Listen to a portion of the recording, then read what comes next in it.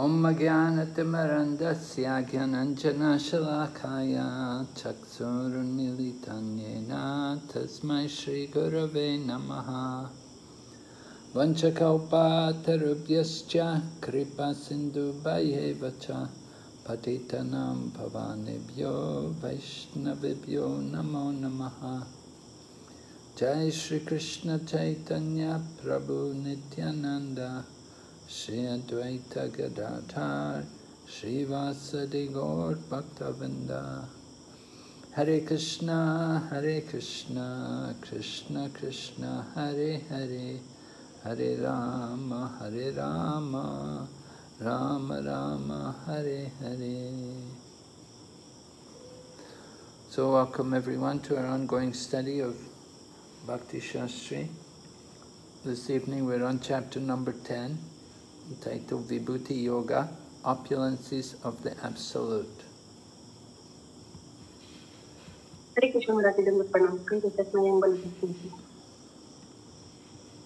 So we begin with a review of chapter 9.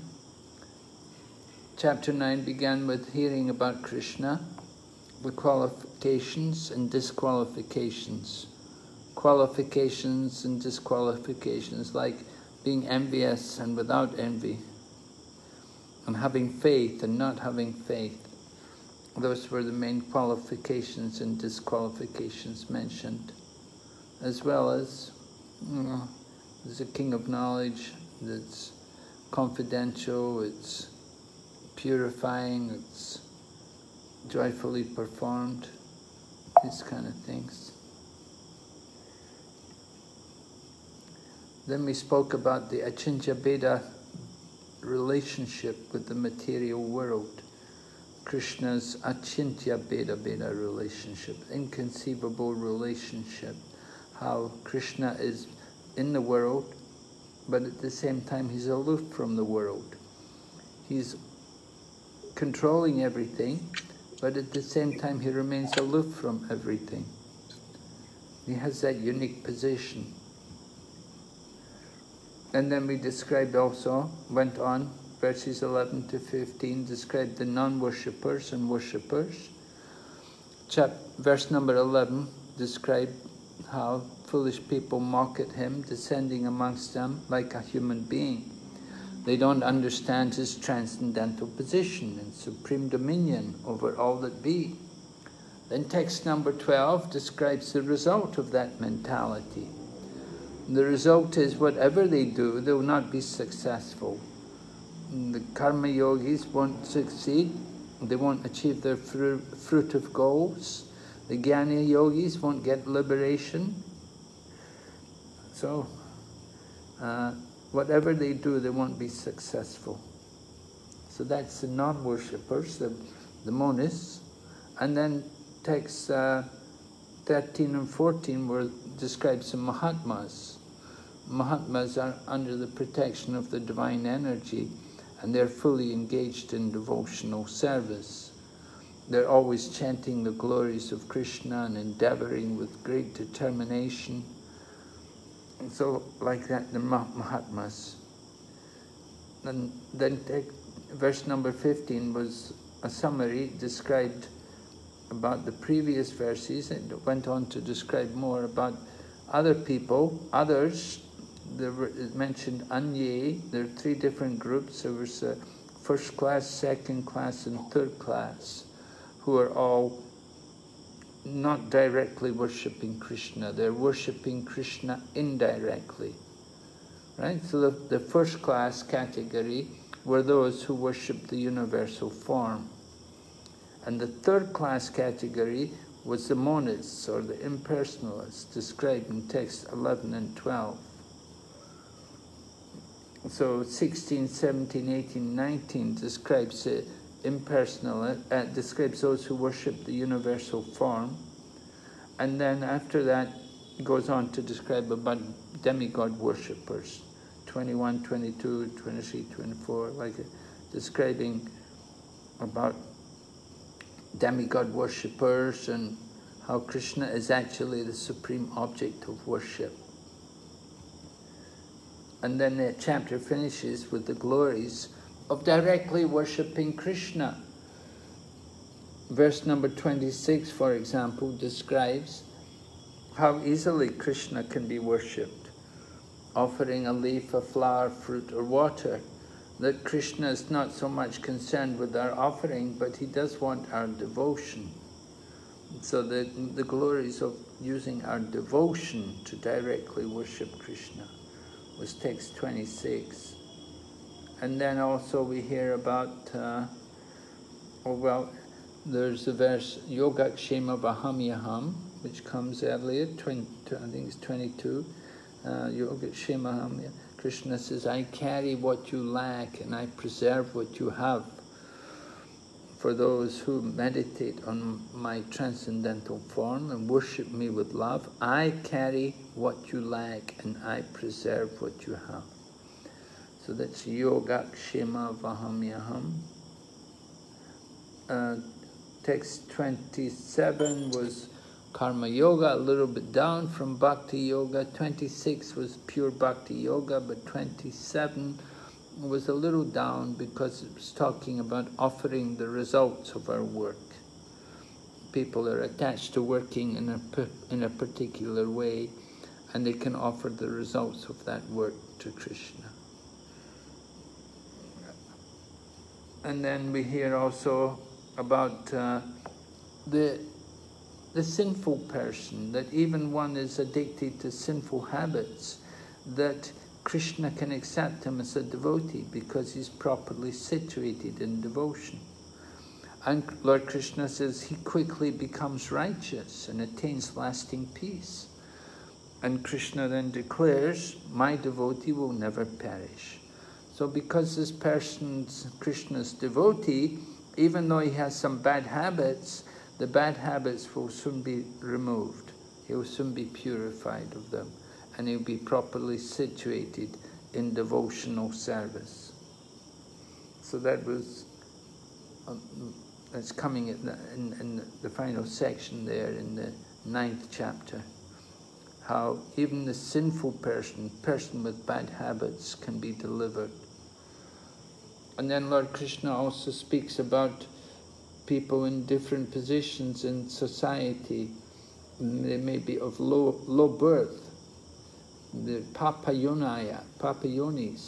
They're sinful people, but they can all be delivered by power of Krishna consciousness. So, striyo vaishyas tata sudras tepi yanti param gatim. The Sudra, the Vaishya, the women, they can all be delivered by Krishna consciousness. They can all attain the supreme destination.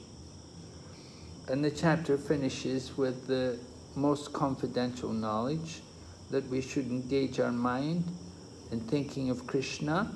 We should offer obeisances to Krishna. We should worship Krishna with love. And we should become the devotee. In this way we will go to Krishna without fail. And so 4 processes were stressed by Krishna. These 4 items were considered the most confidential knowledge, because just by these 4 items we can directly go to Krishna and attain Krishna's supreme abode. So using our mind to think of Krishna, that's important. We see that point stressed. It was stressed at the beginning of the 7th chapter, and then it was stressed again at the end of the 9th chapter, and we're going on to hear about it more in the 10th chapter, how we can practice thinking of Krishna. All right, so now the relationship with the previous chapters.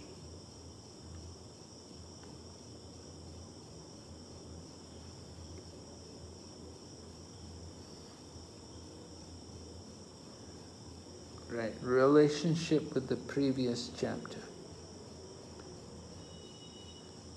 Would someone like to read? Now Krishna is instructing Arjuna in more confidential knowledge of his opulences and his work. Previously, beginning with the 7th chapter, the Lord has already explained his different energies and how they are acting. Now in this chapter, he explains his specific opulences to Arjuna. In the previous chapter, he has clearly explained his different energies to establish devotion in firm conviction. Again, in this chapter, he tells Arjuna about his manifestations and various opulences. All right.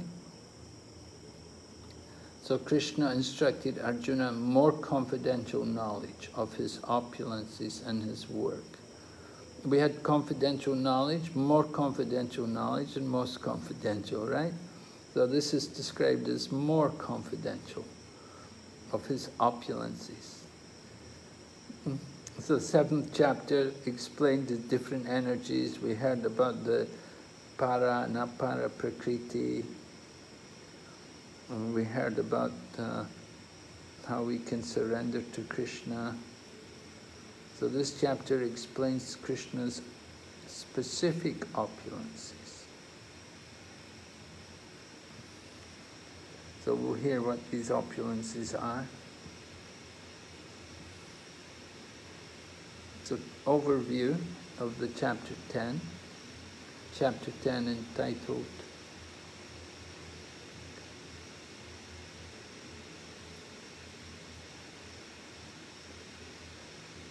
the first 7 verses.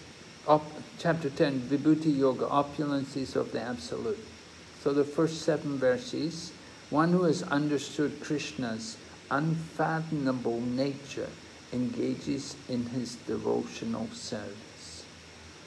If we've actually understood how great Krishna is, then definitely we should want to be his devotee and we should want to engage in his service. We should think how fortunate I am to have a friendship, to have a relationship with a personality like Krishna. We should think ourselves so fortunate to be devotees.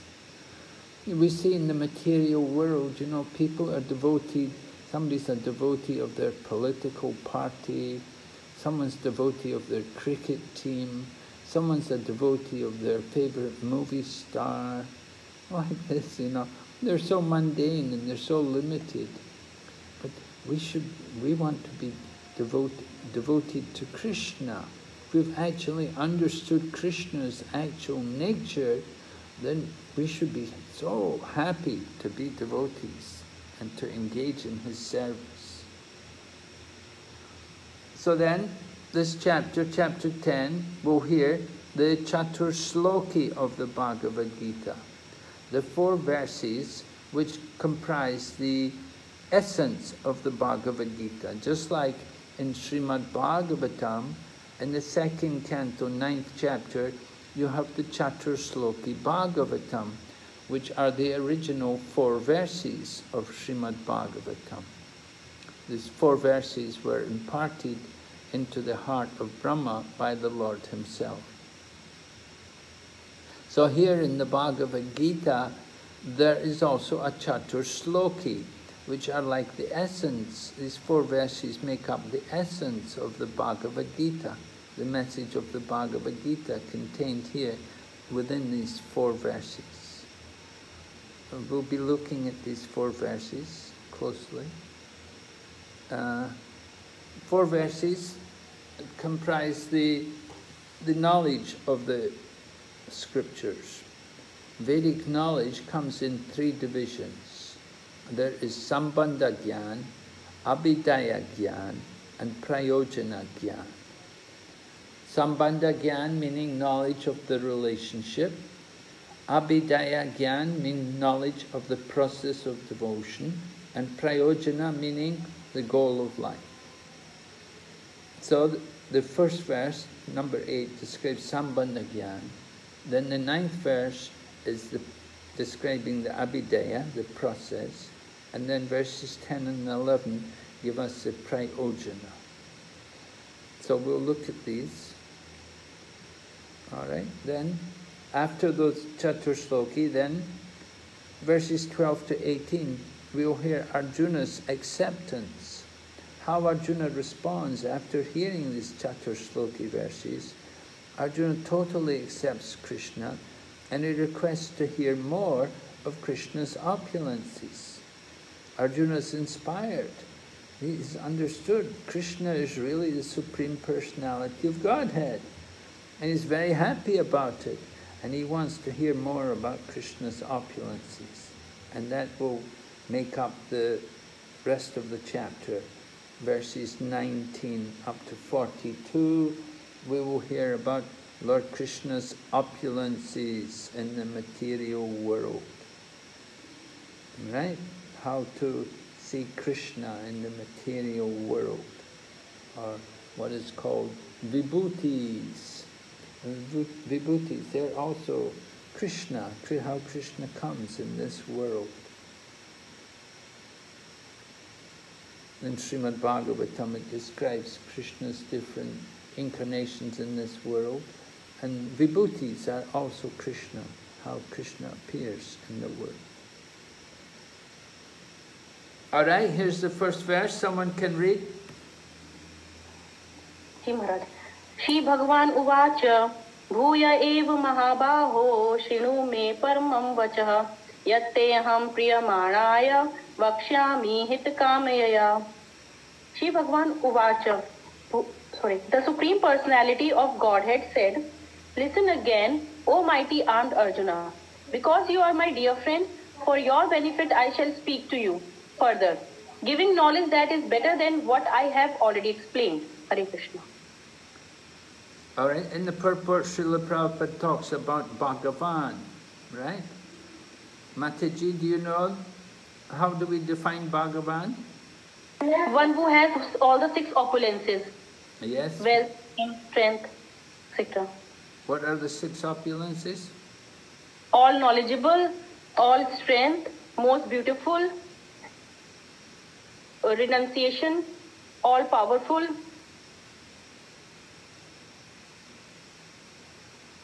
all beauty. All beauty. Yeah, we have beauty. Beautiful, knowledgeable. Wealth. Wealth, most wealthy. Wealth, beauty, knowledge, renunciation, strength, and fame. Right? Ji Maharaj. These are the 6 opulences. So what does it mean? What's the significance of addressing Krishna as Bhagavan? When Srila Vyasadeva always puts Sri Bhagavan Uvacha whenever Krishna speaks. How should we understand this? Maybe Maharaj, because he possesses all these 6 and nobody else has all of them in all together. Yes, right. Nobody equal to him, right? Yes, Maharaj. He is the Supreme. There's nobody above him, no one equal to him. And then Krishna is telling Arjuna that you are my dear friend, and for your benefit I shall speak to you, giving knowledge better than what I have already explained. So, better knowledge, we thought we just heard Rajavidya. Isn't that the king of knowledge? Is this better than Rajavidya?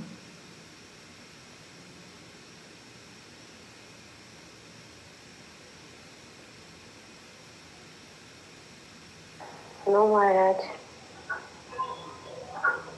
So, how do we explain this? He said, giving knowledge that is better than what I have already explained.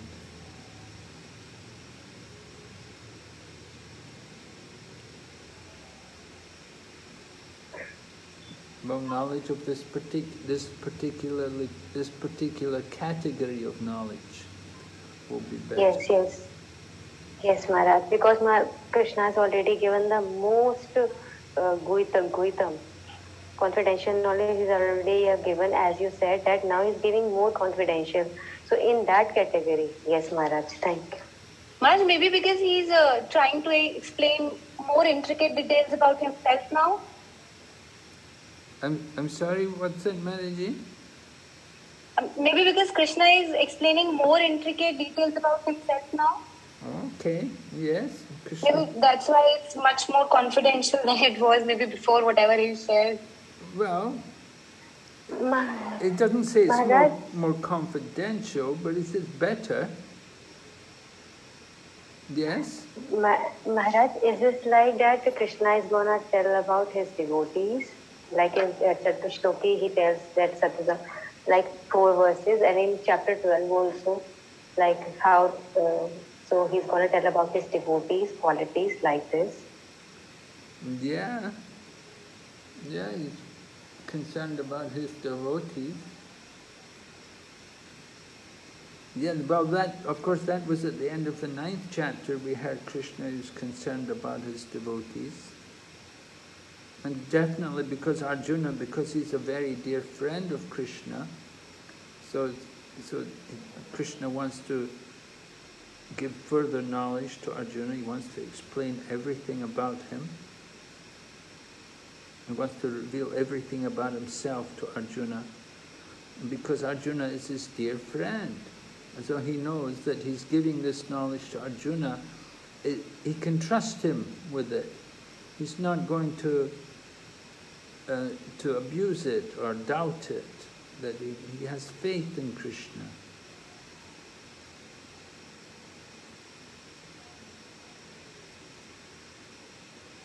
So this Yaktiham Priyamanaya, he's very dear to Krishna. So that he has that very intimate relationship with the Lord.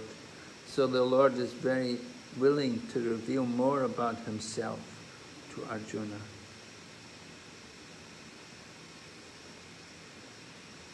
Oh, a bit more. Okay, so here's Prabhupada purport. Someone can read. Now Krishna is instructing Arjuna in more confidential knowledge of his opulences and his work. Previously, beginning with the 7th chapter, the Lord has already explained his different energies and how they are acting. Now in this chapter he explains his specific opulences to Arjuna. In the previous chapter, he has clearly explained his different energies to establish devotion in firm conviction. Again, in this chapter, he tells Arjuna about his manifestations and various opulences. Bhagavad Gita, purport 10.1. Okay, so Prabhupada does mention, he said, more confidential knowledge of his opulences and his work. So in previous chapters it was mentioned earlier, like that also, something of his opulences, his different energies. Here you can see from the previous chapter, in the 7th chapter we had Rasohamaksu Kunteya, right? And then in the 8th chapter, Adi Yagnoham Evatra. And then in the 9th chapter, Aham Kratu Raham Yagna. And so Lord Krishna was talking about himself, right? He was describing himself, how he's present there in everything, through his energies. Of course, this is Krishna's impersonal feature. Indirectly, Krishna is there. Indirectly, he's all these things. He's the yagna, and he's the kratu, and he's the taste and water, and everything else. So now in the 10th chapter, we're going to hear more about Krishna's opulences. Understand more about the greatness of Krishna. So, Bhuya eva mahabaho shrinu me paramam vacha. Listen again, supreme instruction, O mighty armed Arjuna.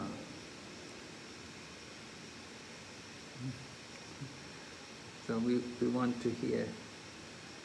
Previously, beginning with the 7th chapter, the Lord has already explained his different energies and how they are acting. Now, in this chapter, he explains his specific opulences to Arjuna. In the previous chapter, he's clearly explained his different energies to establish devotion in firm conviction. Again, in this chapter, he tells Arjuna about his manifestations and various opulences.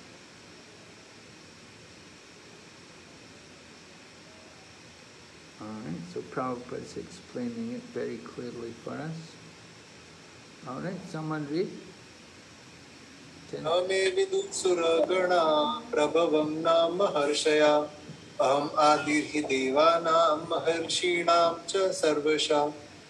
Neither the host of demigods nor the great sages know my origin or opulences, for in every respect I am the source of the demigods and sages.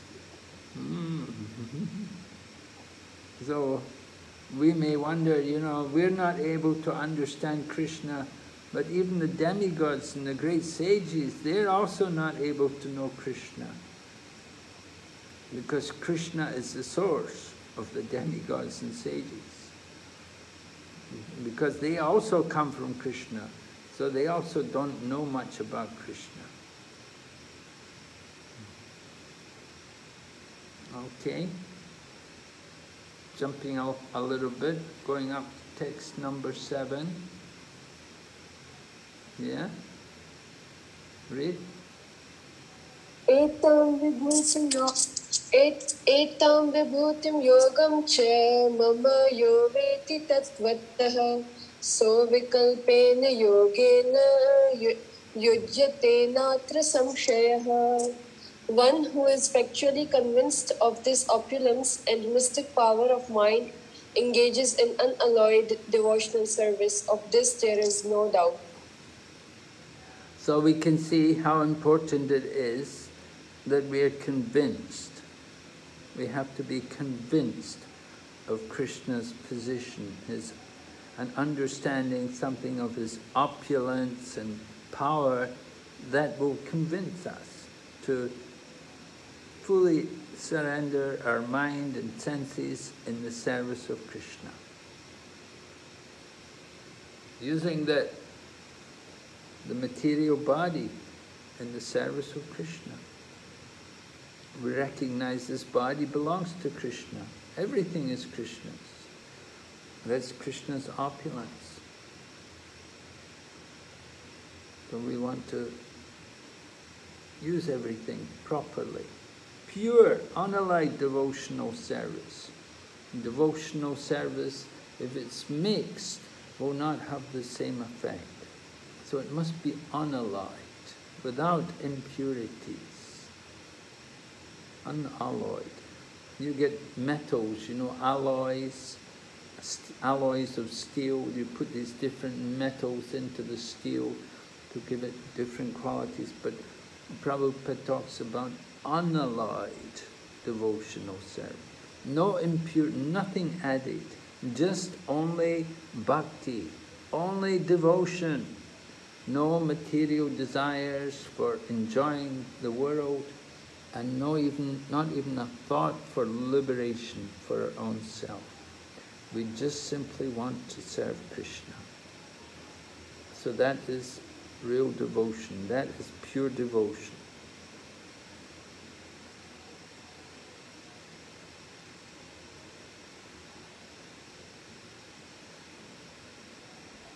Yes, someone read.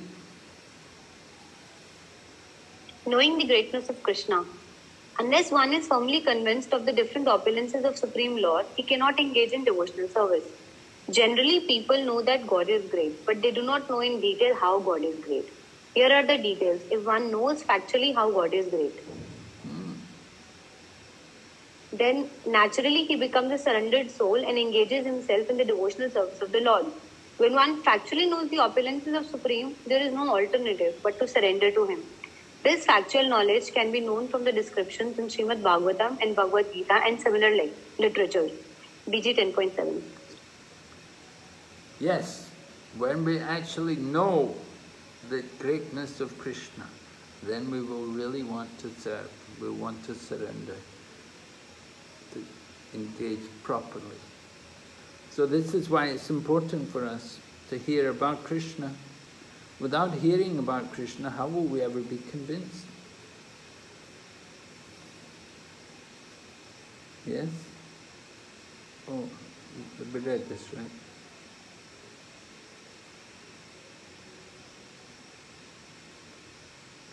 Okay, so we'll go ahead to this Chaturshloki of the Bhagavad Gita.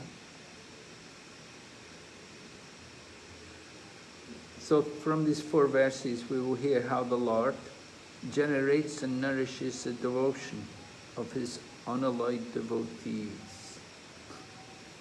The devotion of His unalloyed devotees. His devotees are pure already, and Lord Krishna nourishes them further. He allows them to develop more devotion. So we'll hear how He does that in these Chaturshloki verses. First of all, text number 8. Yes, read. Aham sarvasya prabho matah sarvam pravartate iti matva bhajante mam bhava samanvitah.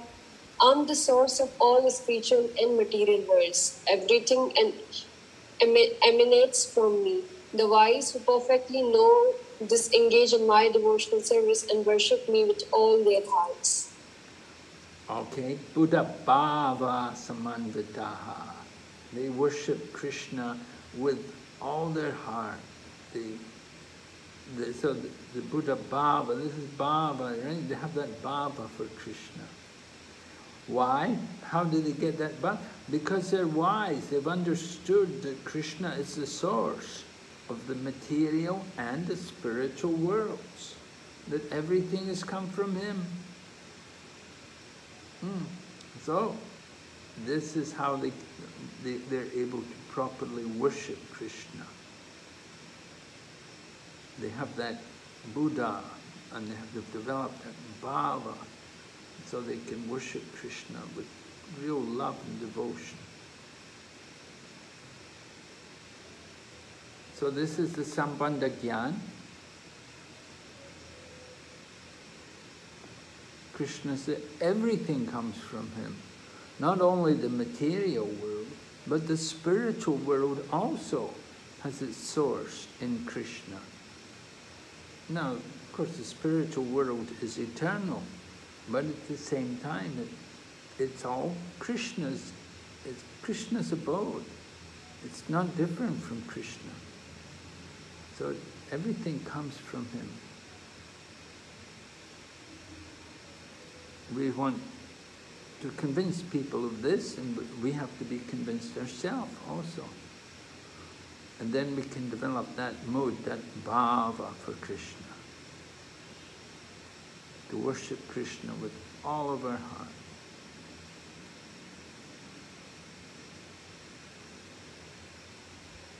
Okay, so pointing out these 2 significant terms, Buddha, the learned or the wise, and Bhava Samanvita, with great attention. Yes, can someone read from Prabhupada's lecture on this verse? I am the origin of everything. Everything means the universe also. Whenever you can imagine, whatever you can imagine, that comes within the category of everything. So if Krishna is the source of everything, then if you love Krishna, you love the universe. Actually, that is so. If you love your father, then you love your brother. If you love your country, then you love your countrymen. So the love begins from the origin. If you love your body, then you love your finger. Iti matva bhajante mam. One who has understood this fact, that God is the origin of all emanations, one who has understood this fact very nicely, scientifically, then by loving God, you love everything. And bhava sanmanvitaha, buddha, buddha. One must be very well versed at the same time, completely absorbed in spiritual emotion, bhav. This bhav is the very highest platform for coming to the perfection of life. Hare Krishna. So, Prabhupada points out qualifications for coming to that level. Buddha, one must be very well versed. It means we must know what Krishna is teaching. We must know the teachings of Lord Krishna. We should know the philosophy. And at the same time, we have to have that mood of devotion. Then that bhava will develop. As Prabhupada said, that is coming to the perfection of life. That's the higher stage. All right, so then we go on to text number 9, which is describing the process of devotion. Abhidaya. Yes, someone can read?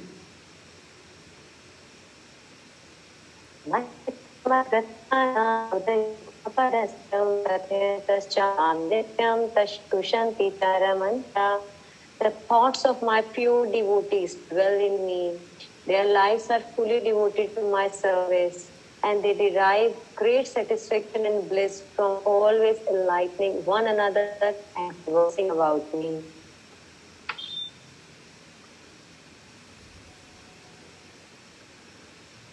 So the activities of the pure devotees are described, how they pass their time. They're fully devoted to my service, and they get their pleasure, they get their happiness in life by discussing Krishna consciousness, enlightening one another and conversing about me. Katayantas chamam nityam. They're always discussing the topics of Krishna. And this way they're enlightening one another. Tushanti cha, ramanti cha. By the katha. So this important points, right? Speaking about Krishna, hearing about Krishna. That is the real meaning of sadhu sangha, coming into association with devotees. That we want to be fully in Krishna consciousness by always speaking about Krishna, sharing our thoughts. So, Madhyata Prana, their lives are devoted to my service. Madhyata, the thoughts of the devotees. Their thoughts, their life, it's all devoted to the service of Krishna. So this is Abhidaya. This is the process of devotional service. We want to know how to do devotional service. This is what you have to do. It's a process. You have to enlighten one another. Always conversing, discussing topics of Krishna. Tushyanti cha ramanti cha. The realized souls in Krishna consciousness take continual pleasure in hearing such transcendental literature, just as a young boy and girl take pleasure in association. From the verse number 9 of the 10th chapter, purport. Lord Chaitanya himself would go every day to Gadadhar Pandit, and he would hear about Prahlad Maharaj or the pastimes of Dhruva Maharaj. In this way, Lord Chaitanya was taking pleasure every day in hearing. And we know Srila Prabhupada also, Srila Prabhupada used to also read Krishna book. He would have some people read Krishna book to him. And Prabhupada would love to hear the pastimes of Lord Krishna. He would take so much pleasure. So our business as devotees is also reading, hearing about Krishna. We often discuss how we can encourage the devotees to read more. But I think more and more the devotees are reading. I'm sure more and more devotees are appreciating the value of Krishna's books, Prabhupada's books. More and more devotees, they're having reading clubs online, and they're arranging to have groups to come together, to read together. It's very wonderful. And it's going on Regularly, every day, people take pleasure in hearing, just discussing these transcendental literatures.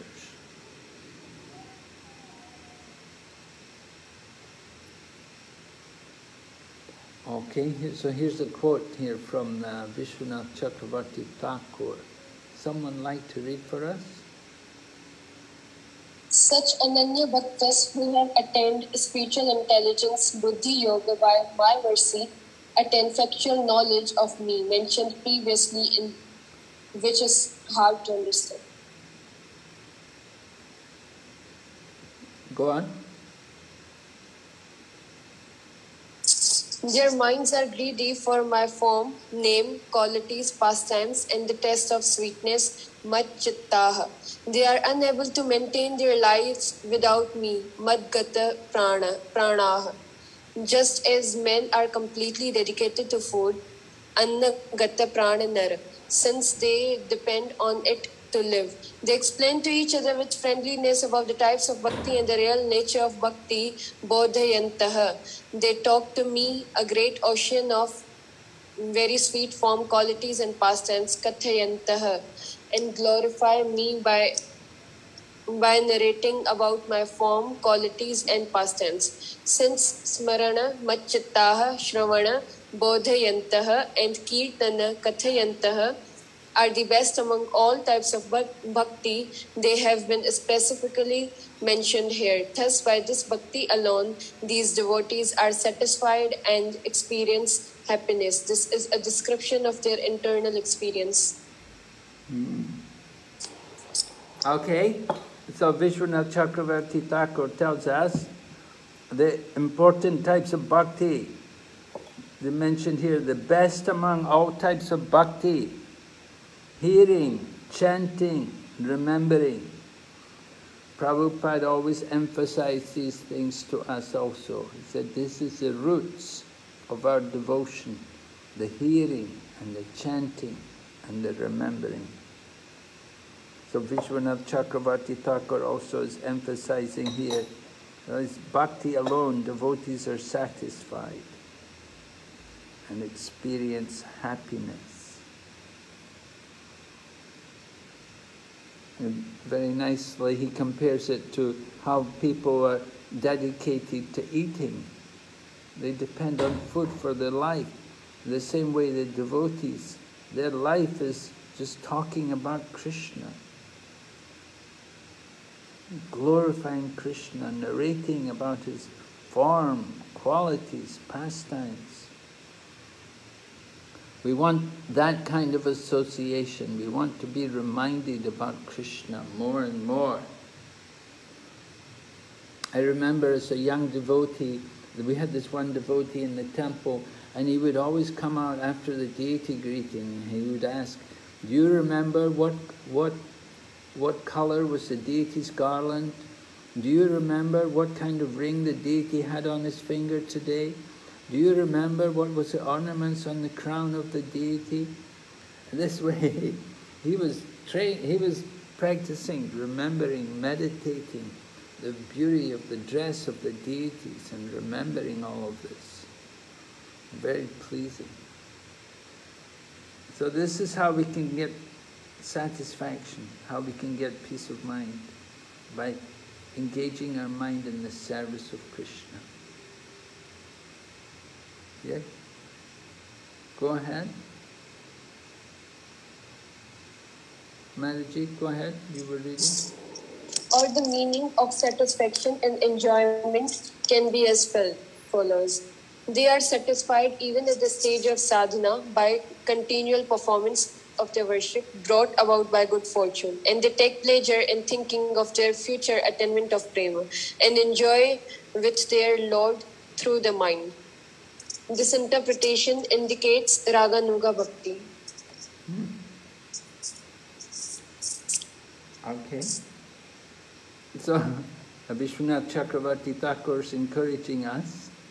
He said they're satisfied even at the stage of sadhana. Of course, we're all at the stage of sadhana, but the idea is that they will take pleasure in thinking of the future. In the future, one day we may get to prema, and we will enjoy with the Lord. So that's something we could all contemplate about. That now we're doing sadhana, but if we go on in the future, we hope one day in the future we will also come to prema, and we can enjoy these loving dealings with the Lord. So that is Raganuga Bhakti. Okay, and going ahead, 10:10. Someone read. Tesham satata yuktanam bhajatam priti purvakam tadami buddhi yogam tam yen mamupantite. To those who are constantly devoted to serving me with love, I give the understanding by which they can come to me. Hare Krishna. Ah, yes. So constant devotion, satata yuktanam bhajatam, priti purvakam, with devotion, constantly devotee to me with love, priti purvakam. Then Krishna says, dadami buddhi yogam, I give the buddhi, I give the understanding by which they can come to me. So Krishna gives that. To who does he give it to? To those who are constantly devoted with love. So Bhagavad Gita 10 focuses on buddhi yoga. Prabhupada explains. Please read. When a person knows the goal of life but is addicted to the fruits of activities, he is acting in karma yoga.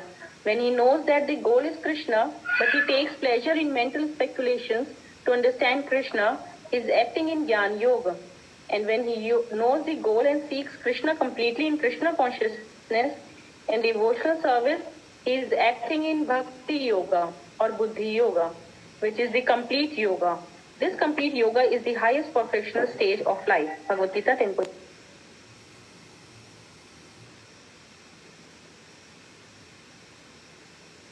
Okay, so when he knows that the goal of life is Krishna, but he takes pleasure in mental speculation, that's mixed. It's not Bhakti yoga, that's Jnana yoga. It's enjoying the mind, speculation. And if he's addicted to enjoying the fruits of activities, karma yoga. So the yoga ladder, karma yoga, jnana yoga, not devotion. But if he knows that the goal is Krishna, is completely in Krishna consciousness, then that is bhakti or buddhi yoga. Right? So that's what we want. Vishwanath Chakra. Yes? Maharaj, I had one doubt. You have a doubt? Yes, Maharaj, right now, we are practicing, we are trying to practice devotional service, but we have some responsibilities and we want to progress in our material life as well, like in our job and those aspects also. Like we may have a desire to get a big house or get a big car, but we know the purpose of life also. So is that karma yoga or bhakti yoga? Because we know we are trying to practice, we are following the principles also, but still there are some material goals also in our life. Then it means your bhakti is mixed with karma. It's not pure bhakti because your devotion is mixed with your material desires. So Maharaj, is it not healthy for our devotional life to have material aspirations? Like if you want to progress in your professional life, so is it not healthy for our spiritual life? Well, it's certainly a deviation from your spiritual life. Your professional life, your career in the material world doesn't really relate to your devotional life. But Krishna is telling Ma Manusmar Yuddhacha. So he's telling that you do your duties and remember me. So we are. Well, then that's karma yoga. You do your Okay. duty. You're doing your duty and remember, right? That's karma yoga. That's not bhakti yoga. If you're thinking like that, Krishna told me to do my duty. You're doing your duty. But Krishna also says surrender. He said, give up all dharmas. Sarva dharmam parigeshna. He said, give up all your dharmas. Just surrender to me. I will protect you. Do not fear. That's a higher level than you say, do your duty. Remember me. Yes, Krishna says, remember me and perform your duty. First he said, remember me and then perform your duty. But what is your ultimate duty? Your spiritual duty. Jivarsvarupahai Nitya Krishna Das. Your eternal position is a servant of Krishna. But if your meditation, if your concentration is the bigger house, the bigger car, then that's definitely going to affect your bhakti. Because you're thinking, I need a bigger house, I need a bigger car, I need this, I need that. There's no end. What we need is bhakti. We need devotion to Krishna. The bigger house, the bigger car is not going to save you at the time of death.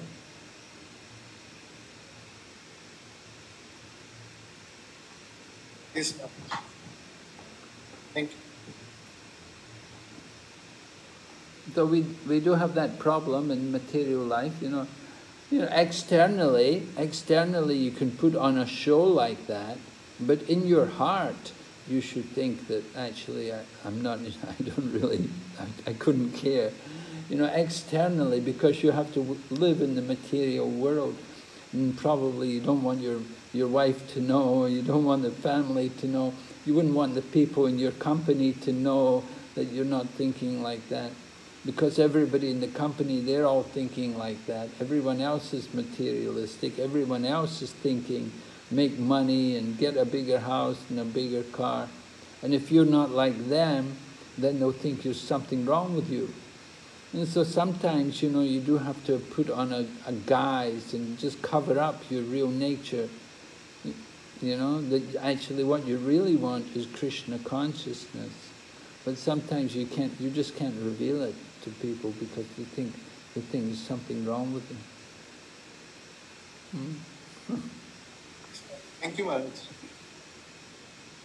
So we have to be a bit cautious about what we do, how we behave, the material world. Maharaj, can I ask a question? Yes. So Maharaj, you're saying that we have to put up a guise and, you know, we cannot reveal our true intentions or nature. But what if, you know, while putting on that guise, you actually get attracted to it and you just lose your path? Then what do? Lose your path? As in, if you get attracted to that material guise and you forget what actually you were doing, or you get astray. Yeah, you have to be careful, of course. We always have to be careful. We don't want to lose the path, yeah. It's true. But I'm saying, you know, that you're in the material world and you have responsibilities, you have a family and so on like that. You have to keep your job. I'm saying sometimes just to get along with people, just to fit in the place, in your company and like that, to fit in the office with the other people, you just have to be a bit like them, and sometimes you just have to pretend. But in your heart, you should always remember what is your real business in life, what you really want. So we have to, as you say, yeah, it's risky to pretend because you may go off track. But, you know, what can you do? You're in the, if you don't pretend, if you actually reveal yourself, you may be out of a job.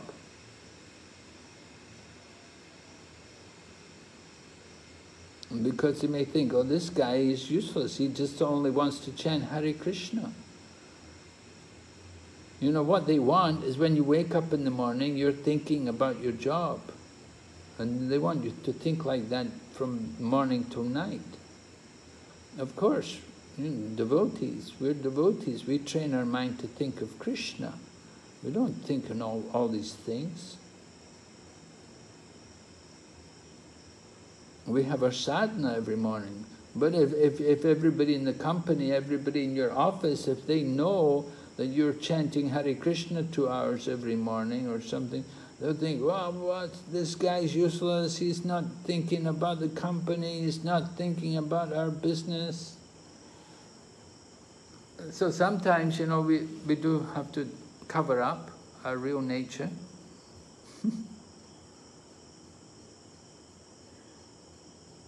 Thank you, Maharaj. Thank you. Unless you're fortunate, unless you're in a situation where it doesn't matter, where nobody else cares, or maybe everybody's a devotee and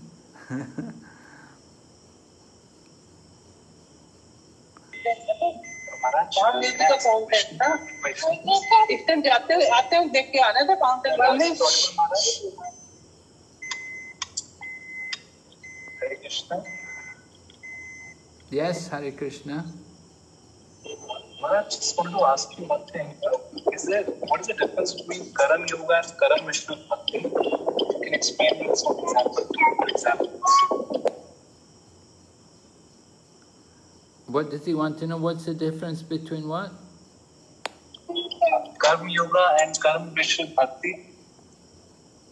Karma Yoga and Karma Mishra Bhakti. So Karma Yoga, Yes, Maharaj. Karma Yoga is working in a detail. You perform your duty and you give some of the results. You dedicate the results of your work to Krishna. Right? That's Karma Yoga. You just simply do your work, do your duty, and at the end of the work you give some of the results of your work. You sacrifice. You may sacrifice all the results, or you may sacrifice a portion of the results. So there's different levels of Karma Yoga. There's Sakama Karma Yoga and Niskam Karma Yoga. Right? So Sakam Karma Yoga, you're working and you sacrifice a tiny portion of the result. And Niskam Karma Yoga, you're working and you sacrifice most of the results of the work. So that's Karma Yoga.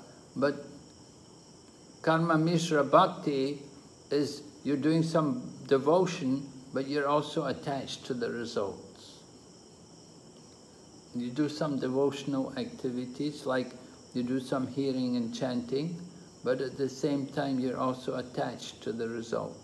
You're also attached to working and getting some results. And you may sacrifice some of the results. You may. So that's Karma Mishra Bhakti. It's bhakti mixed with desires for material results.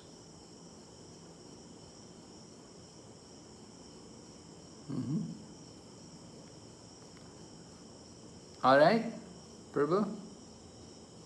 Thank you so much, Maharaj. Okay, we'll go ahead here.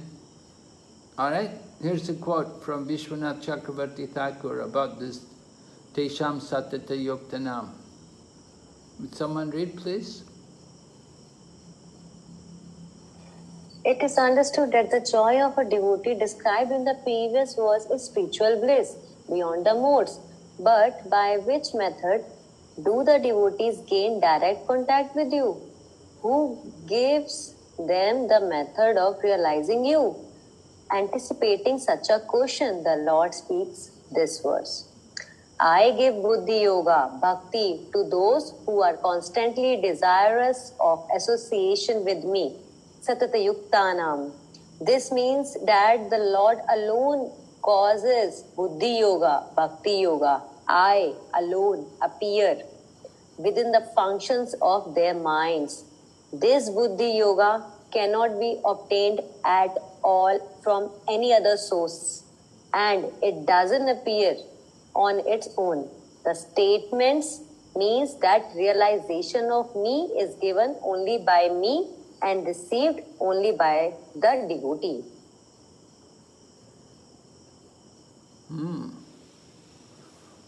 This Buddhi Yoga cannot be attained at all from any other source. It doesn't appear on its own. It's given by Krishna and received only by the devotee. So Buddhi Yoga, Bhakti Yoga, synonymous with Bhakti Yoga. Okay, here's an exercise for you. How many people are here today? 18. All right, are we able to make some, well, how will we do it? Pairs? We can do 6 pairs or 3 devotees each. Okay, 3 devotees, yeah? 3 devotees can be. Okay, there's one common philosophy also held by a lot of religious groups, that God can be understood directly from within, and that no guru or spiritual master is necessary. So how will you reply to this statement? With reference to purport of 10.10, remember 10.10, to those who are constantly devoted, I give the understand. In other words, Krishna is speaking. So the person is saying Krishna speaks from within. So you don't need a guru. So, how are you going to reply? All right, so make groups. How many? 6 groups? 18 people? Sure, Mataji. That will be good. How to do it, too.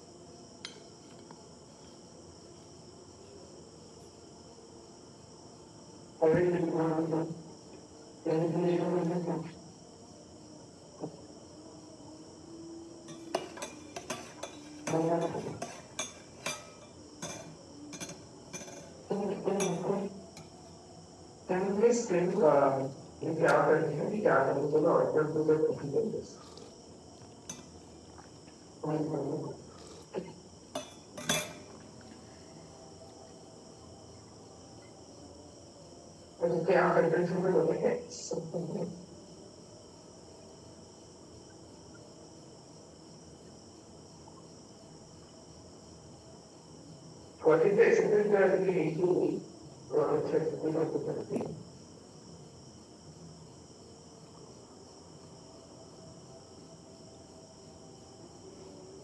I don't know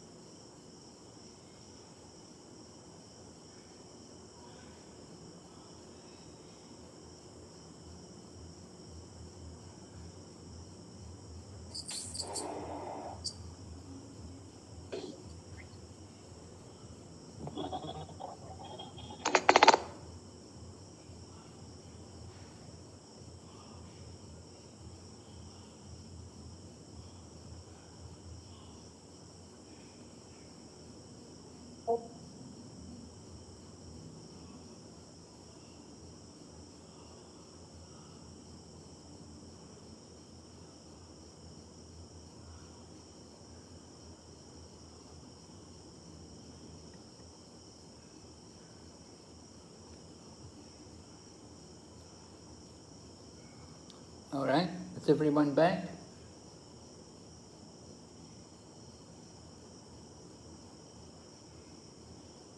One group is missing, I guess, Maharaj. One group is missing?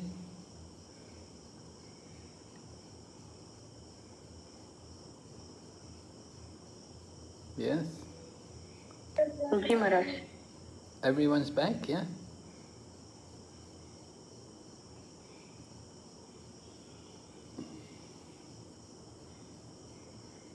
All right, let's hear from Araja Gadadhar Prabhu.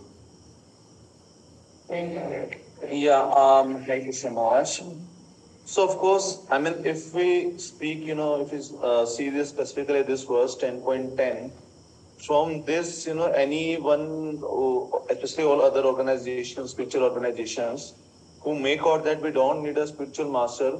So this verse, in itself supports this argument of them very much, that that one doesn't need a spiritual master, and without any need of any spiritual master, one can get Krishna. So one does not depend upon any other devotee, or need to take initiation, or need to take shelter of a spiritual master. But similarly, if we see that, if we see the first para, we see that Buddhi Yoga, Prabhupada is explaining the Buddhi Yoga, and that one should, here Prabhupada is explaining that the ultimate of goal, that to achieve that we need association of devotees, and we also need a bona fide spiritual master. So, here Prabhupada is saying that that goal is Krishna and goal is assigned, but it is progressively traversed. But Prabhupada is emphasizing that there is importance of a spiritual master and association of devotees. One alone, it's not that easy to approach Krishna directly. Okay. And I mean, one thing more can be quoted is that if someone, uses this verse as an argument to support that we don't need a spiritual master, then we can also counter that why are you only taking this verse? Krishna has spoken 700 other verses in this Bhagavad Gita. There Krishna has many times, especially if we see in the 4th chapter, he has emphasized that we need to take shelter of a spiritual master. So, if we take all of the 700 verses together, then we do understand that Krishna is himself emphasizing the need of a spiritual master. Of course, if we look at this verse is also specifying who does Krishna speak to? What kind of person does he speak to? He doesn't just speak to everyone and anyone, right? There are qualifications to get direct communication from Krishna.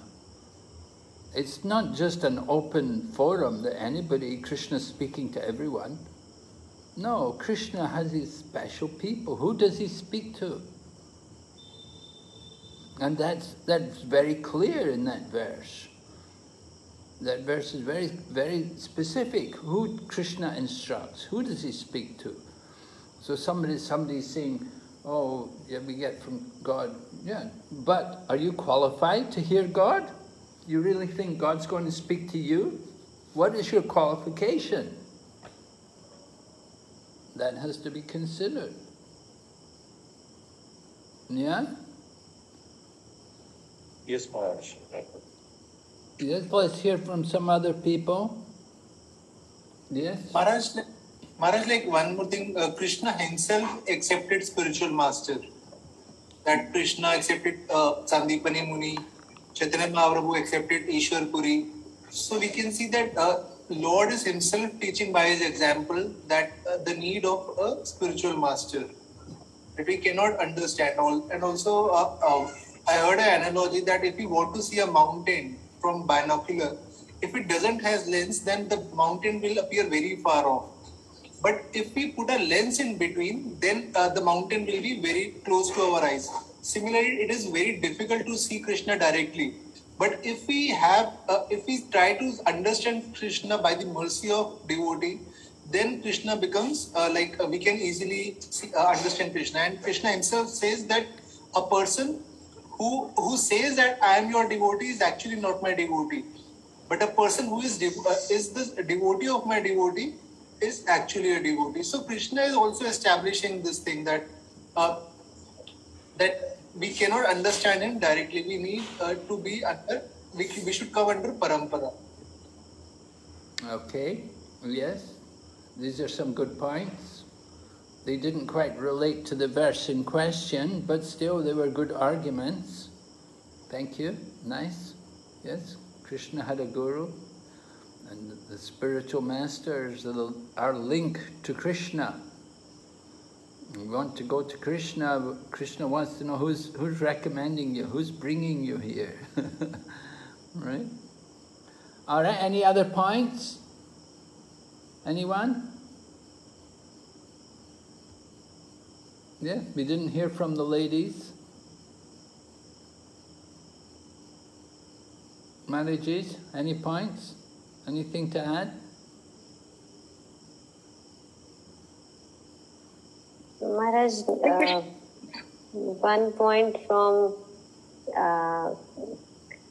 Guru Kripa Prasade by Bhakti Lata Bij. So, by the mercy of Krishna, one gets the spiritual master. So, if this is, we can say like, it's not exactly from the 10.10 PG, but still it's a nice. And I was talking to Tarun Prabhu, he gave one more point, like, Yasya Prasadat Bhagavad Prasado.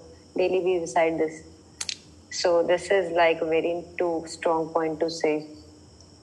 And here also, Krishna is saying that, Prabhupada is saying in the Prabhupada, a person may have a bona fide spiritual master, may be attached to a spiritual organization. So it's saying that we cannot approach Krishna directly, we really need a guru who is a representative of Krishna, so he can connect us to Krishna.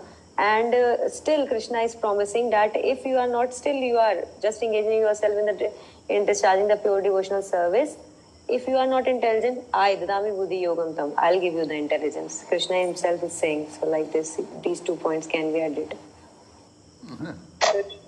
Okay, thank you. But you know, you said Krishna is giving, but again the point is, who is he giving to? You know, you said Krishna is giving the intelligence, but who does he give that intelligence to? He gives it to those people who are qualified to get that intelligence. They have to be properly, fully devoted to Krishna. There's no question of, you know, being just a half devotee. You have to be fully absorbed in worshipping Krishna, right? Because these 2 verses, 10.10 and 10.11, they're describing this prayojana gyan, the goal of life, love of God. So to those who are constantly devoted and worship with love, then Krishna reciprocates. Then he'll help us to come to him. Maharaj, I have a question here. Yes. So Maharaj, as Mataji said, the Prabhupada writes, a person may have a bona fide spiritual master and may be attached to a spiritual organization, but if he is still not intelligent enough to make progress, then Krishna from within gives him instruction so that he may ultimately come to him without difficulty. So Maharaj, here Prabhupada is writing that, you know, a less intelligent person might also get instructions from Krishna from within. Yes. And what is the meaning here, Maharaj, that may have a bona fide or may be attached? So maybe without a spiritual master also this happens? I am thoroughly confused by this statement. No, I don't think Prabhupada means that. I think you do need the spiritual master. It's just, he's written it that way. He may have a spiritual master, may be the member of a spiritual organization, but may not have the intelligence how to come fully to Krishna. So it's not just mechanical. I think the point is that it's not just simply a mechanical relationship, but there's a genuine desire of the person. You know, but somehow he just doesn't know exactly what it's supposed to do. So Krishna arranges. Krishna arranges to help him, to enlighten him, to guide him, to bring him to that perfectional point. This Prabhupada describing like that. And many people have, we're members of ISKCON and we have a spiritual master and so on, but we don't always get a lot of opportunity to get an individual association. But Krishna is there, and Krishna directs us also. We have to get some guidance from Krishna, from the heart. But that has to be confirmed. Whatever guidance we're getting from the heart, that would have to be confirmed by sadhu, shastra and guru. We had an interesting situation in one country which I preach in. There was a lady, and she said Krishna told her that the Bhagavad Gita is too old and that she was to write the new version of the scriptures. And she wrote another book, she wrote a new book. And she said Krishna told her that she should write this book because he told her Bhagavad Gita is already out of date and he wants a new book, and she was to write it. And the book was just garbage, it was just nonsense. But this lady, somehow she wrote this book and published it, and she got so many followers and took money from so many people. And so many people believed her. And she was getting people to chant Hare Krishna and to hear about Krishna a little bit. But the main thing was her new book. The old books, they're out of date. And she said, Krishna told her to do this. So we get this, we get that kind of cheating which goes on. People say, Krishna spoke to me. Krishna told me I can eat meat, I don't have to be a vegetarian. Krishna told me I can live with my girlfriend, we don't have to get married. Krishna, there's so much cheating goes on in this way. It's very common. People say, Krishna told me from the heart. So who does Krishna talk to? Who does he talk to? It's very clear. Those who are constantly devoted and worship Krishna with, not to just anybody.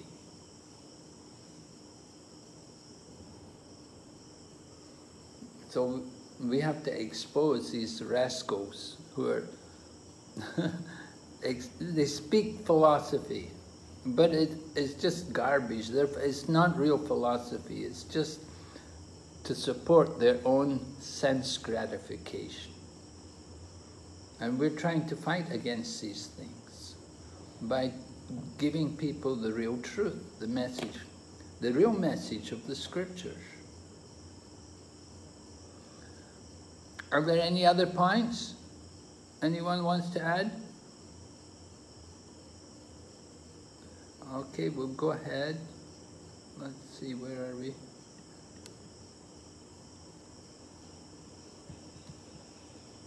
Yes?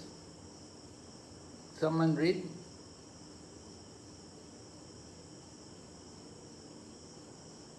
God talks with whom?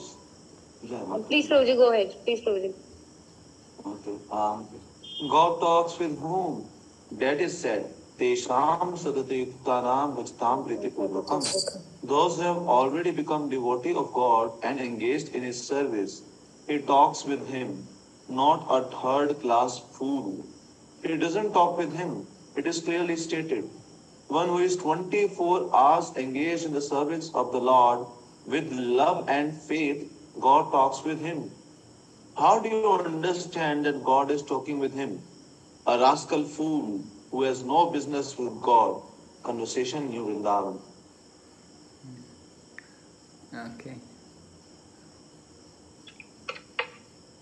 Go ahead, Prabhu, keep reading. So first of all, see whether he is 24 hours engaged in God's service with love and faith.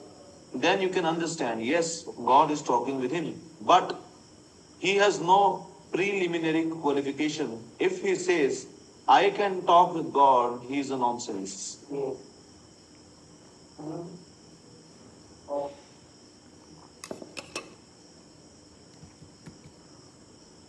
Okay.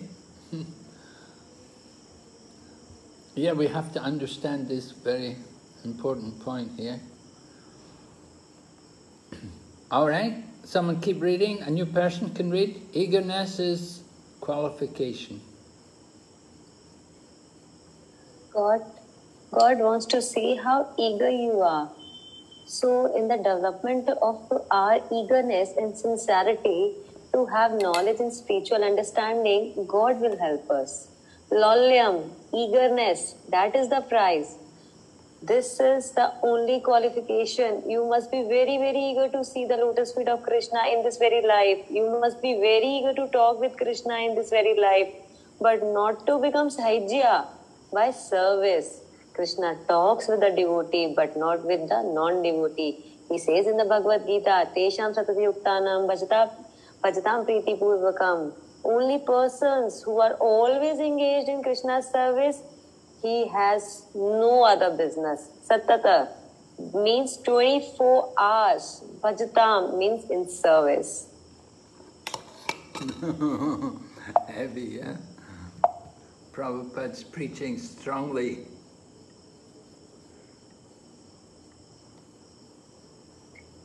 You must always find opportunity to render service to Krishna. That is the qualification. It doesn't matter what you are. You may be this or that. It doesn't matter. But this eagerness for service can be acquired by anyone simply by sincerity. That is the prize. Rupa Goswami says, Tatra lolyam ekam mulyam. So I have too much eagerness. But no. Immediately Sri Rupa Goswami warns, Na janma koti labhyah sukriti bhir labhyate. This eagerness to achieve Krishna's mercy, to approach the lotus feet of Krishna in this life. I shall do anything. I shall sacrifice anything. This kind of determination is not very easily obtained.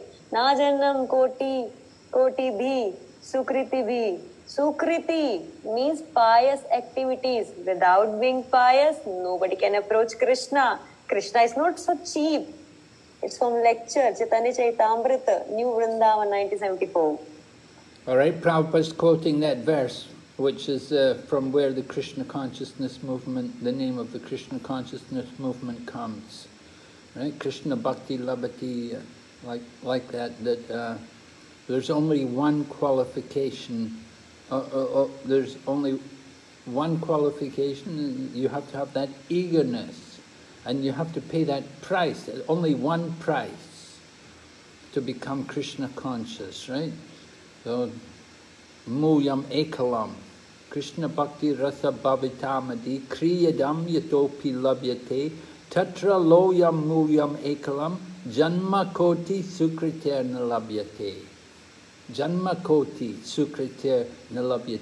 In other words, you have to have done a lot of pious activities over many lifetimes to get that kind of loyam, that greediness to get Krishna consciousness. There's the only qualification to become Krishna consciousness.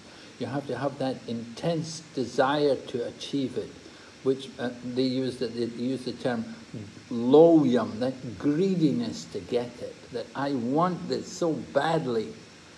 That is the price for becoming Krishna conscious. And when you have that kind of qualification, then we can approach Krishna. So Prabhupada is pointing out, it's very rare that people have that kind of greed. Well, we have loyam, but our greediness is for money, our greediness is for so many other things, you know. But this loyam, this is the loyam to get Krishna consciousness, to get love of Krishna, to have a relationship with Krishna. That kind of greed. And that's the only price which is acceptable. Right? Usually we bargain, right? Give me a cheaper price. Kam se kam kitna rupya chahiye? You know, we ask, what's the cheapest price you'll give me? And then they say, no, no other price, only one price, fixed price. Loyam, tatra loyam, muyam ekalam. You have to have that greed. Then, how to get that greed? By pious activities over many lifetimes. So, not easy, very cheap, very difficult. Okay. Bhagavad Gita 10:10, Priti Purvakam, with love. Not only that officially you love, then he'll talk with you. Buddhi yogam dadami tam. He'll give you intelligence. He'll talk with you because he is within your heart. Simply you have to qualify yourself to talk with Krishna. Then Krishna is not far away. He is within your heart. Otherwise, he is very, very far away. If you want to understand by your intelligence, with intelligence, have you got? You have to please the Supreme Personality of Godhead by your service, and then he'll reveal himself. Here I am. What do you want? That is the process. So Prabhupada's point, we have to please Krishna by our service. Very important. What intelligence have you got? Maharaj, can I ask something? Yeah. Maharaj, 2 slides before also and here also they are again and again telling about the qualification. So Maharaj, is this the qualification is like just rendering pure devotional service? Well, the qualification is not just doing pure devotional service, but you have to do the pure devotional service with this eagerness. Eagerness, yes, that was the thing. Eagerness is the qualification. That or loyam is the word in Sanskrit. That greediness to get Krishna, to be with Krishna, to qualify yourself to talk to Krishna. We have to have that very strong, intense desire to achieve something. You have to want it very badly. If you don't, if you're thinking, well, I want this, but I also want that, and I also want other. I have so many other things I want. That's not very intense. Not very focused, right? We have so many other things. So Prabhupada said, we can say, who receives this intelligence? And you were quoting from the purport. Here it is from the same purport. A person may have a bona fide spiritual master. He may be attached to a spiritual organization. But if he is still not intelligent enough to make progress, then Krishna from within gives him instructions so that he may ultimately come to him without difficulty. The qualification is that a person always engage himself in Krishna consciousness with love and devotion and render all kinds of services. He should perform some sort of work for Krishna, and that work should be with love. If a devotee is not intelligent enough to make progress on the path of self-realization, but is sincere and devoted to the activities of devotional service, the Lord gives him a chance to make progress and ultimately attain to him. Chapter 10, verse number 10, purport.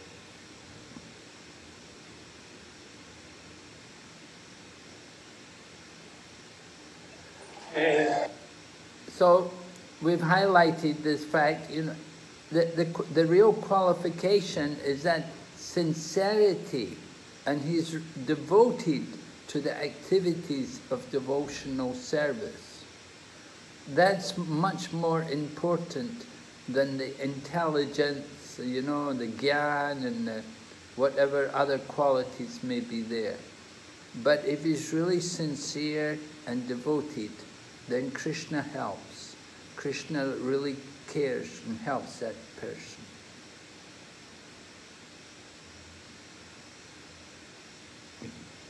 How does he work? Well, he gives us intelligence. He tells us what we have to do. He tells us, you know, what way we should be working, what service we should take up, and who should be with, where to associate. That's the kind of direction you get from Krishna. He tells you, you know, that's your guru, that's the person, take instruction from him, associate with this person, and do this service, you know, don't do that service, do this service, you know. And go there, be in that temple, don't be in this temple, go to that temple. Sometimes like that, you know. We get these kind of directions from Krishna. Is it clear? Yes, Maharaj. Thank you. Okay. So then number 11. Someone read. Teshamevanukampatham aham ajnanajam tamha nashami bhavaavasto jnanadipena bhasvata. To show them special mercy, I, dwelling in their hearts, destroy with the shining lamp of knowledge the darkness born of ignorance. Yes. So, the darkness born of ignorance, the ajnana, right? By the jnana dipena bhasvata, the ajnana is taken away by the jnana dipena, with the lamp of knowledge, destroys the darkness of ignorance. Baladeva Vidya Bhushan says, since they have been existing in the darkness of ignorance for such a long time, how is it possible that you can illuminate their hearts? All right, devotee may question to Krishna like that we've been in the darkness of ignorance a long time. Can you really illuminate their heart? Not for the Samistas. The Samistas are those who follow the path of Nishkam Karma Yoga. So not for these, then Jnana Yoga, Nastanga Yoga, and finally perform Bhakti Yoga, while at the same time practicing Varnashram rules without desires. So, not for these people. But for those who cannot maintain their life without me, for my unalloyed devotees alone, Tesham Eva, since they are worthy objects of my mercy, Anukampartam, I, situated with attachment for those souls, Atma Bhavasta, like a bee in the lotus flower, revel in their Atmas, my dazzling, reveal in their Atmas, my dazzling form and qualities. Like a bee in the lotus flower, I reveal in their Atmas my dazzling form and qualities. So Baladeva Vidyabhusan is describing to us who is going to get this lamp of knowledge. He said, not those people who just follow the path of Nishkam Karma Yoga, and then Jnana Yoga and Astanga Yoga, and finally come to Bhakti Yoga. At the same time they're doing Varnashram, even though they have no desire, no material desire. Not for those, but for, who is he for? Only for those who cannot maintain their lives without me, for my unalloyed devotees alone. they are worthy objects of Krishna's mercy. So, very rare. You can understand. Right? Maharaj, can I ask? Yes, you can ask. Thank you, Maharaj. Maharaj, it is written, like a bee in the lotus flower reveals in their atmas. There, why there, Maharaj? Because as I know that I am not soul, I am it's not my soul, I am soul. My soul is nothing, I am soul. Like this. So their atmas, why their atmas? There.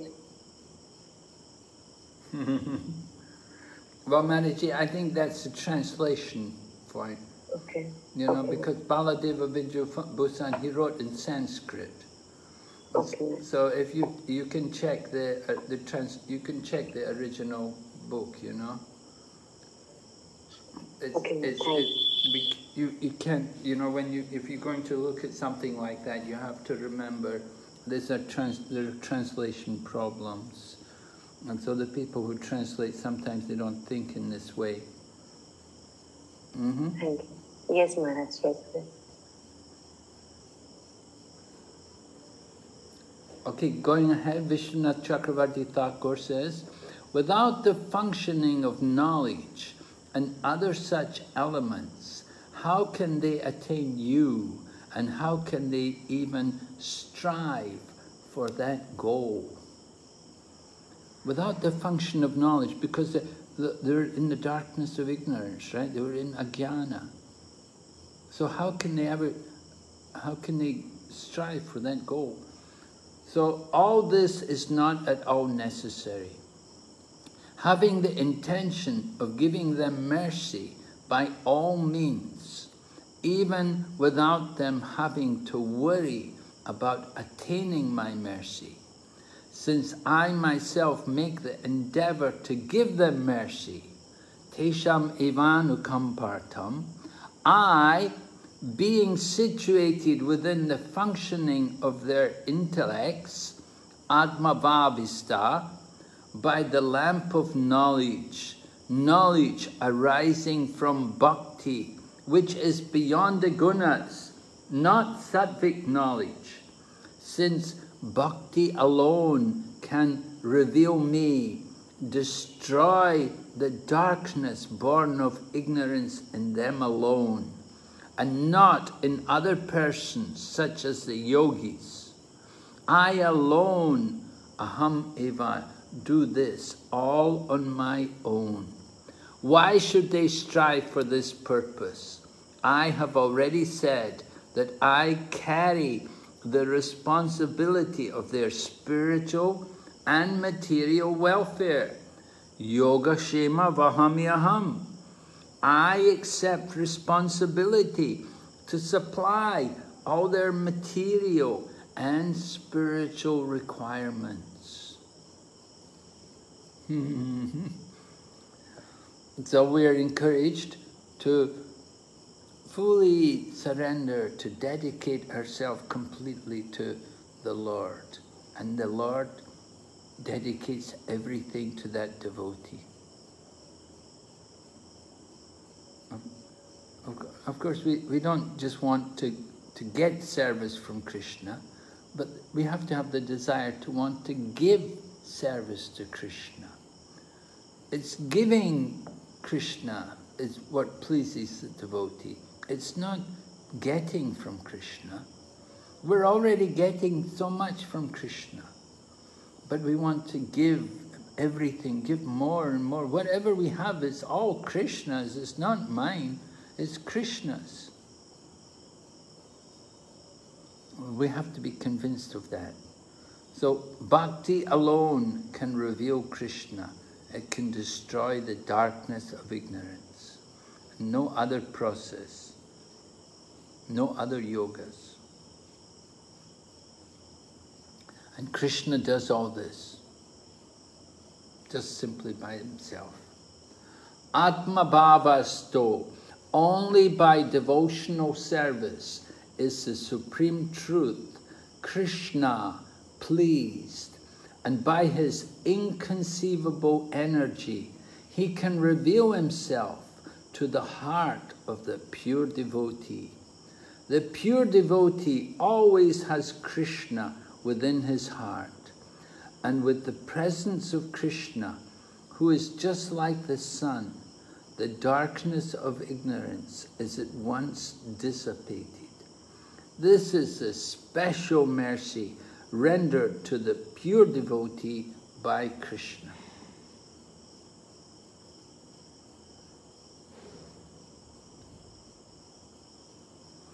So we are always hearing Krishna is conquered by devotional service.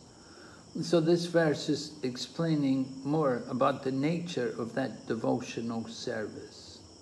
How it has to really be pure.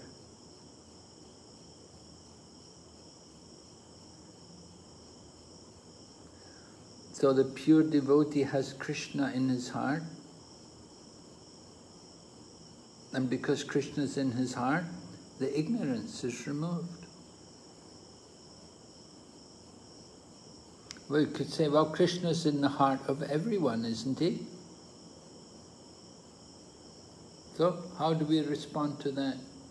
Yes, Krishna is in everyone's heart, but we're covering Krishna.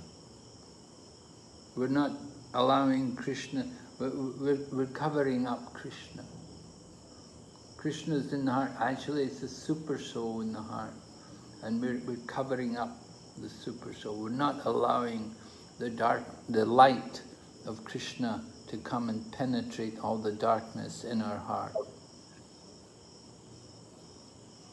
Just like the sun may be shining very brightly in the sky, but we stay in our room, we close the curtains, and we don't want to go in the sunlight. And so, the same way, the non-devotees, they keep their hearts covered. They don't want Krishna to enlighten them.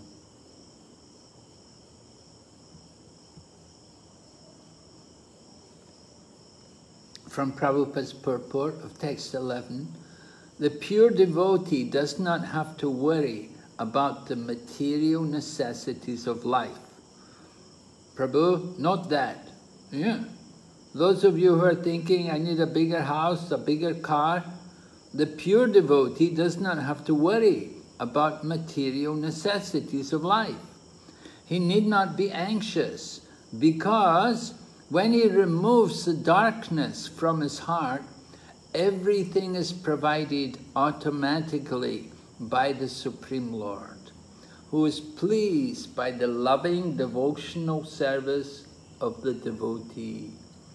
This is the essence of the teachings of Bhagavad Gita.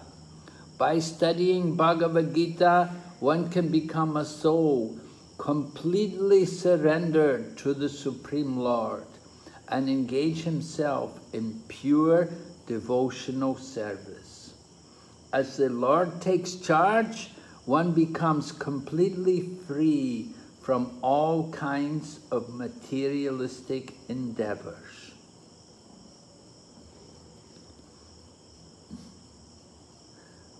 Do you have any problems with this?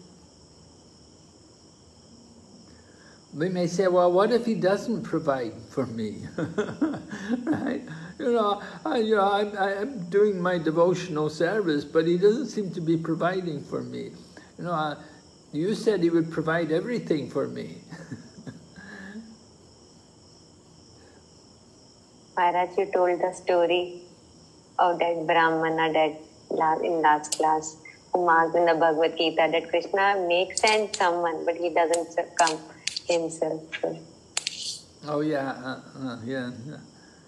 Anandacharya, Ananta Acharya.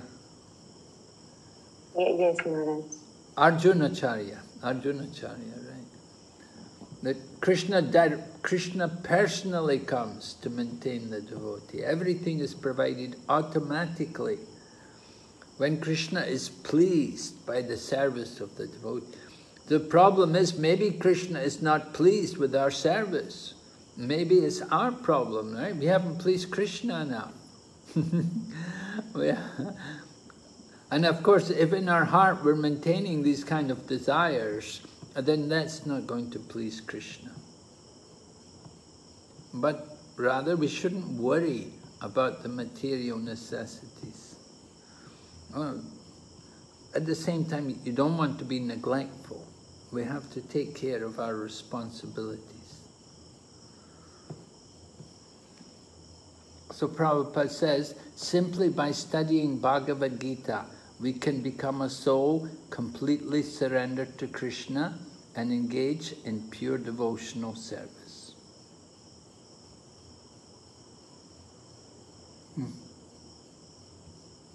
Okay.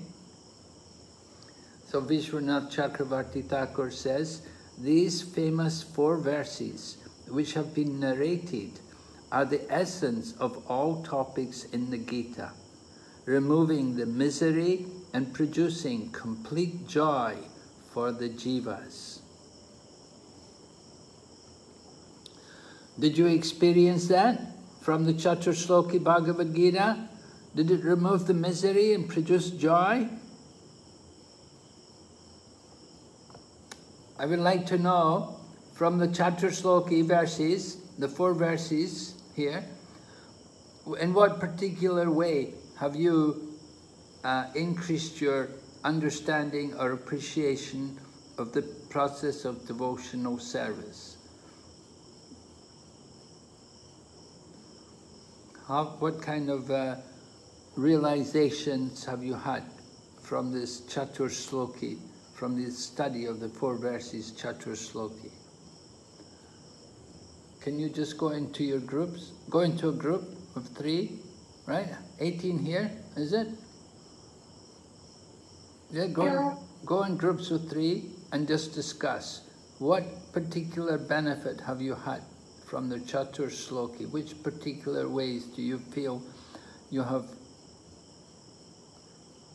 gained something, you've learned something? What's your particular realization based on the Chaturshloki verses?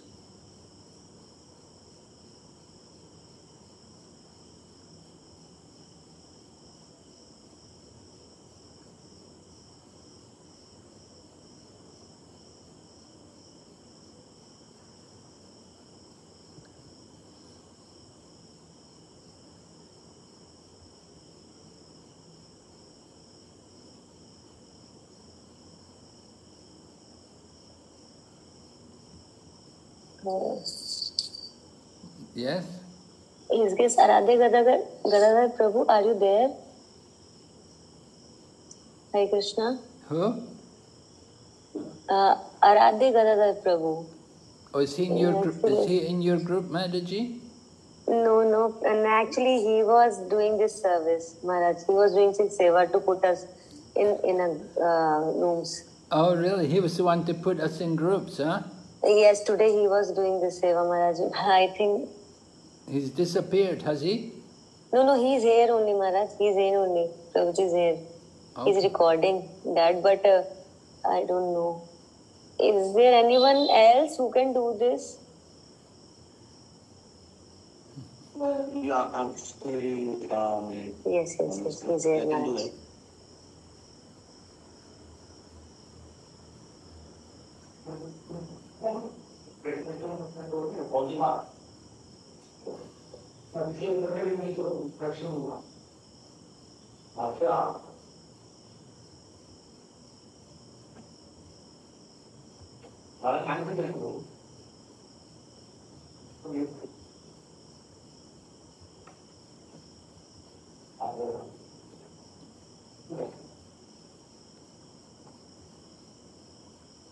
Anybody else in the group, Prabhu?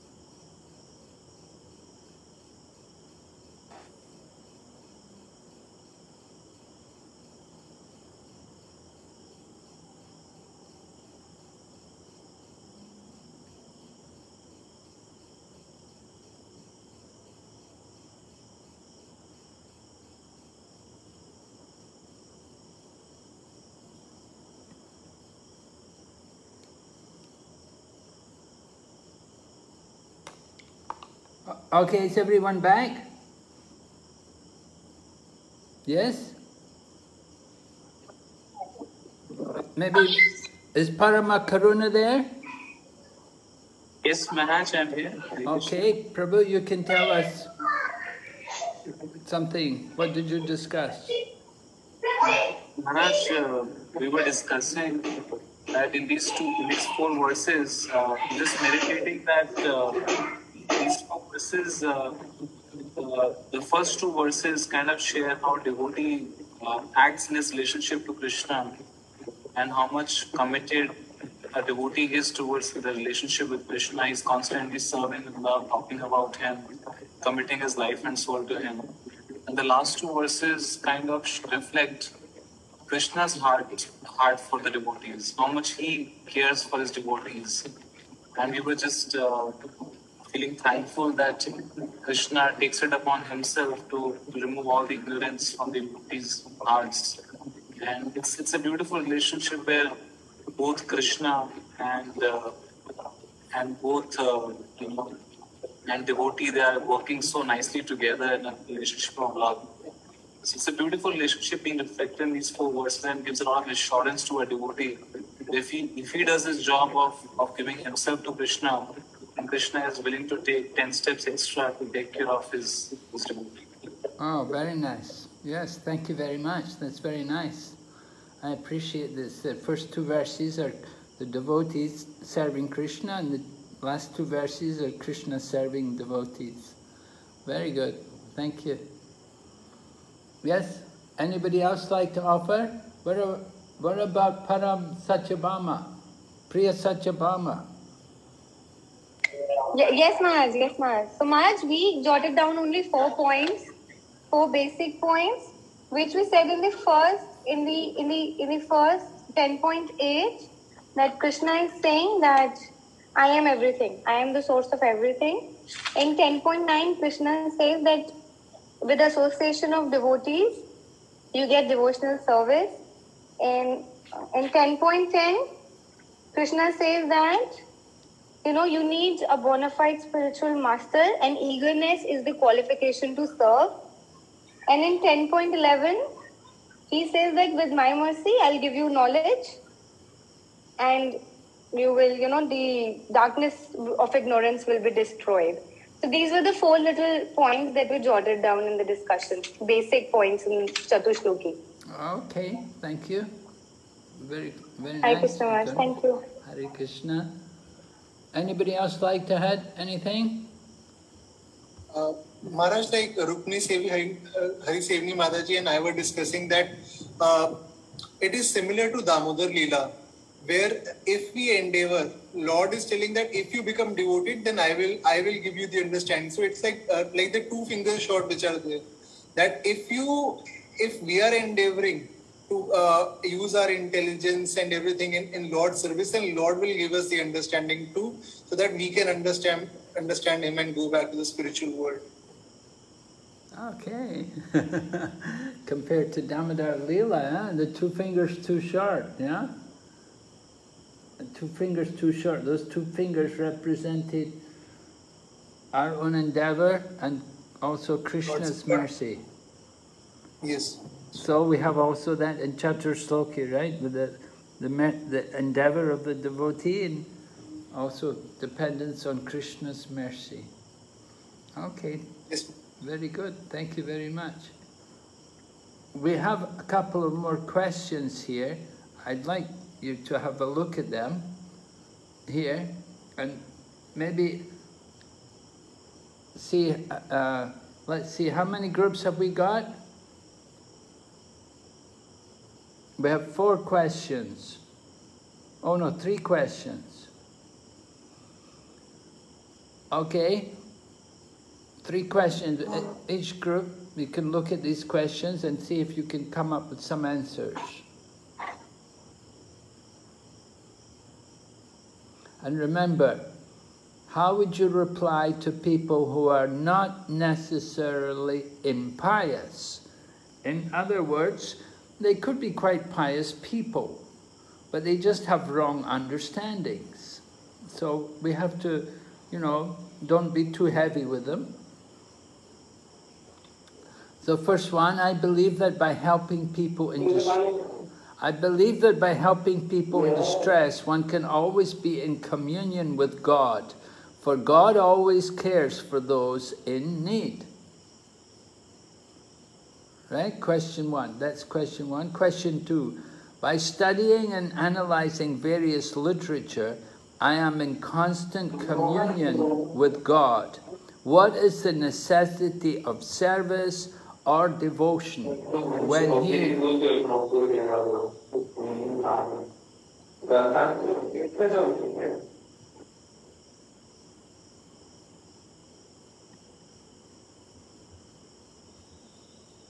And then some people say that God speaks to them directly, therefore they do not need any guru for guidance. Well, we did that one already.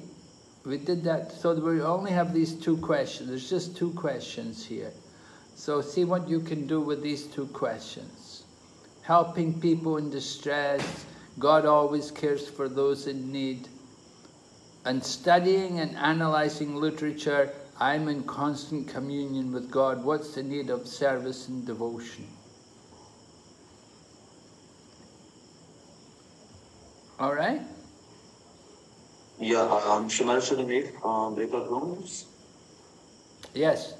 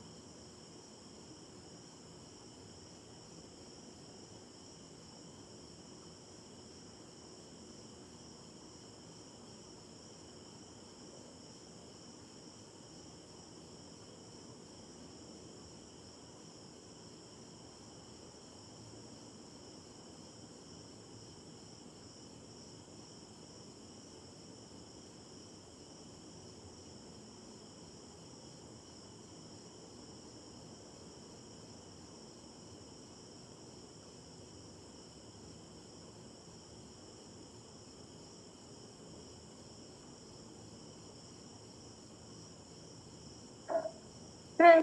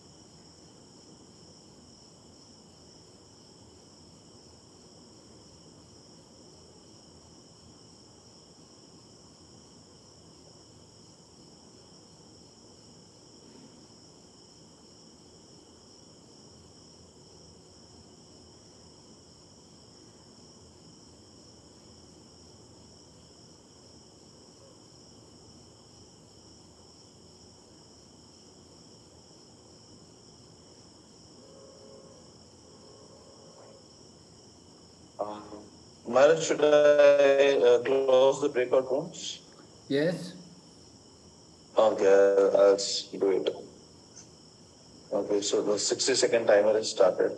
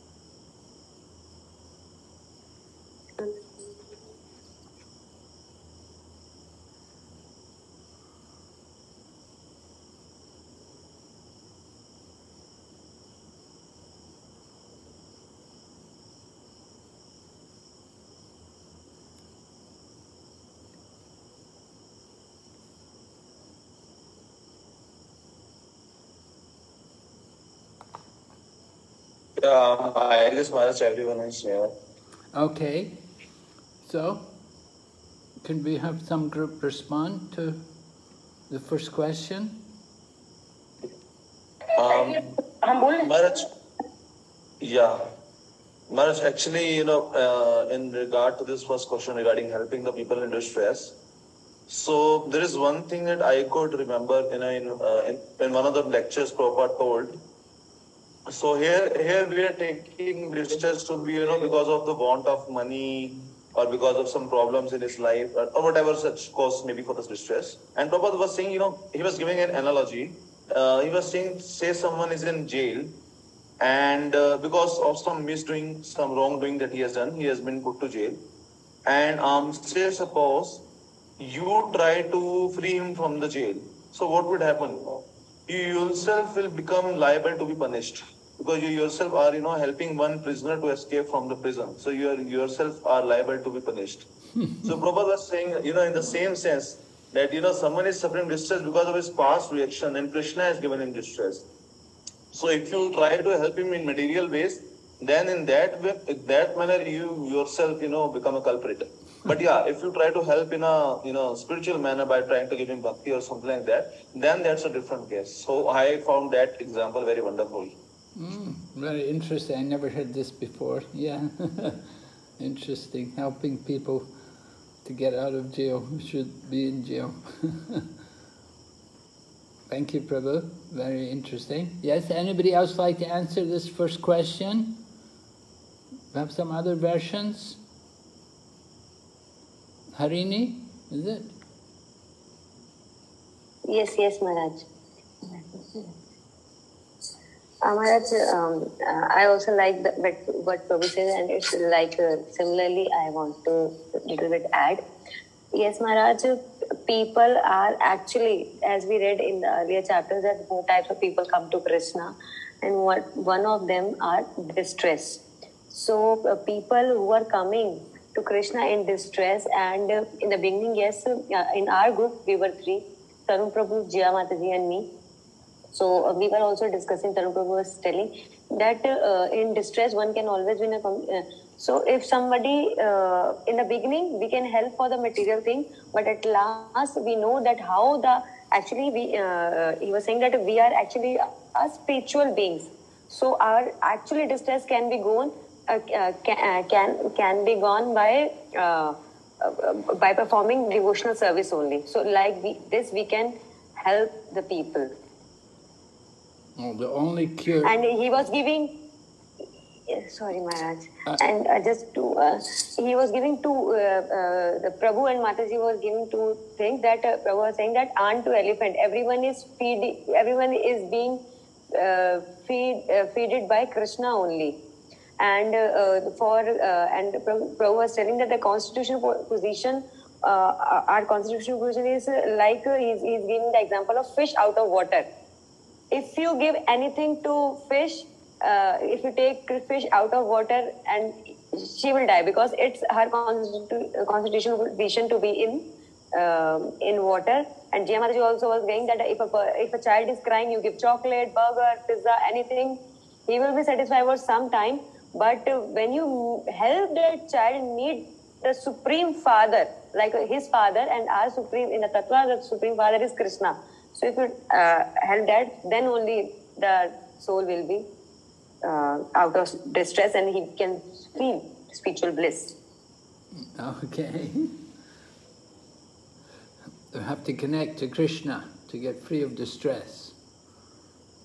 But, you know, people who are not devotees, you know, you talk about devotional service and connecting them to Krishna and so on, but they're not devotees. They don't have that feeling for God, you know, they don't have that. They think, you know, here I am, I'm in distress, God's not taking care of me. Maharaj, care is like a thing that we also, when we started coming to ISKCON, that we also got so much care and love from devotees that we also got attached. In the beginning, we were also having the material problem. So we were also not devotees at that time. We are practicing now. So if I take my example, so when I came, if you give care to anybody, if you give care, if in the form of even prasadam, dadati pradhiginati, if you just, if you know, people really want to talk to somebody, if you don't share, if they feel like you are a person who will not tell to anybody what he is sharing with you, they get so much confidence in the beginning level also, as we start in the, you know, small groups like Bhakti Viksha and so there are so many girls, they connect like this. In the beginning, they start with their material problem, this and that, but gradually, they really become a very good bhaktas. So, and in non-devotee even can become a devotee just by starting with the care, doing, helping, listening, like this Maharaj. Okay, so you feel Krishna consciousness helps people in all their distress. They come in distress and somehow they're able to, you know, even, you know, people maybe they come hungry or something, you know, and they're thinking, you know, my family, they're all starving, you know, I have to feed them, I have no money, you know.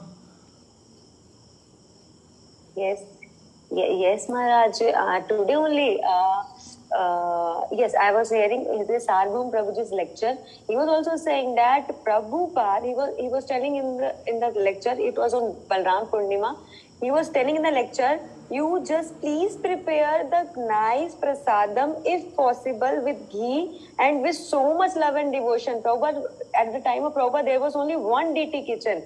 He really wanted to, just by prasadam, more than 90% devotees he has made. He just used to chant Hare Krishna and give prasadam with love, and they will, and all become devotees. So this is needed. So okay, we need some good prasadam cooks, right? Must be nice prasadam. Anything, yes, Maharaj. So helping people in distress, one can always be in communion with God. You say, I feel, well, if God takes care of those in need, then they don't need me to help them, right? Because God, if they're in need, they're in distress, God is taking care of them. Why, you know, you don't need me to help. What am I supposed to do?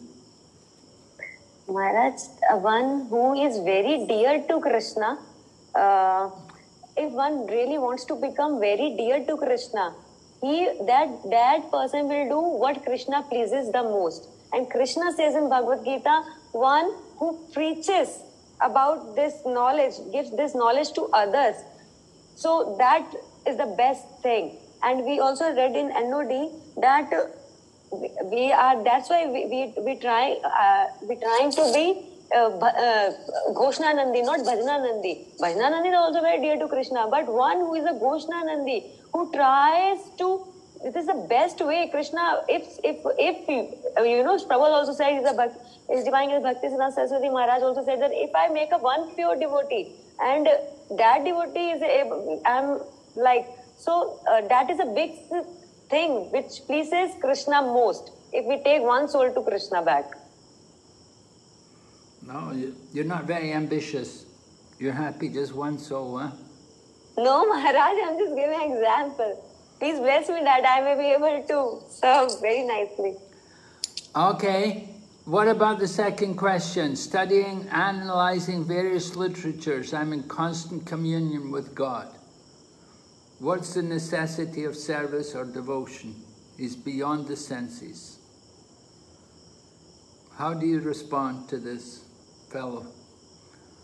Nonsense person.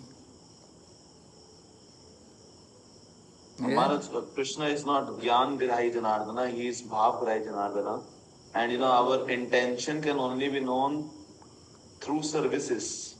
If I am just, just studying about Krishna and not doing anything practical for him, how will he know that what is the mood that I have for him and how much love I have for him?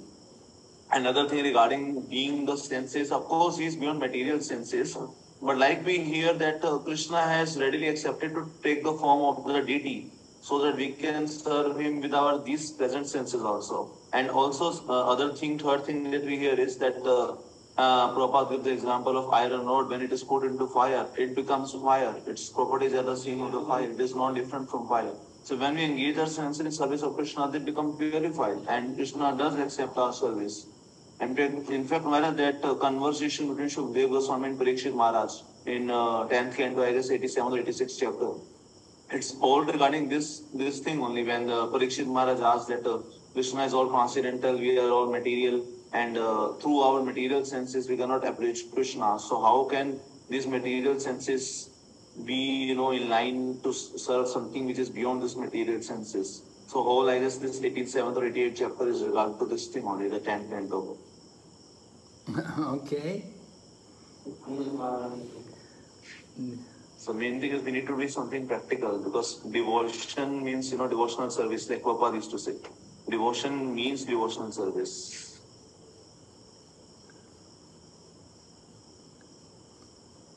But he claims, anyway, he's studying and analyzing literature, he's in constant communion with God. So is it actually possible? Someone, if he's studying Srimad Bhagavatam, there's no difference, right? That's what you're saying. Srimad Bhagavatam, study Srimad Bhagavatam. So Prabhupada said, read Srimad Bhagavatam, Krishna will appear on the pages of the Bhagavatam.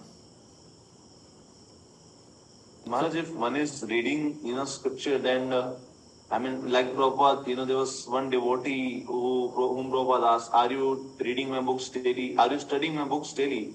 He said, yes, Prabhupada, I am reading your books daily. When he said the word read, not study, Prabhupada, once this fist very tightly on the table, and he said, I am not asking whether you are reading. I am asking whether you are studying.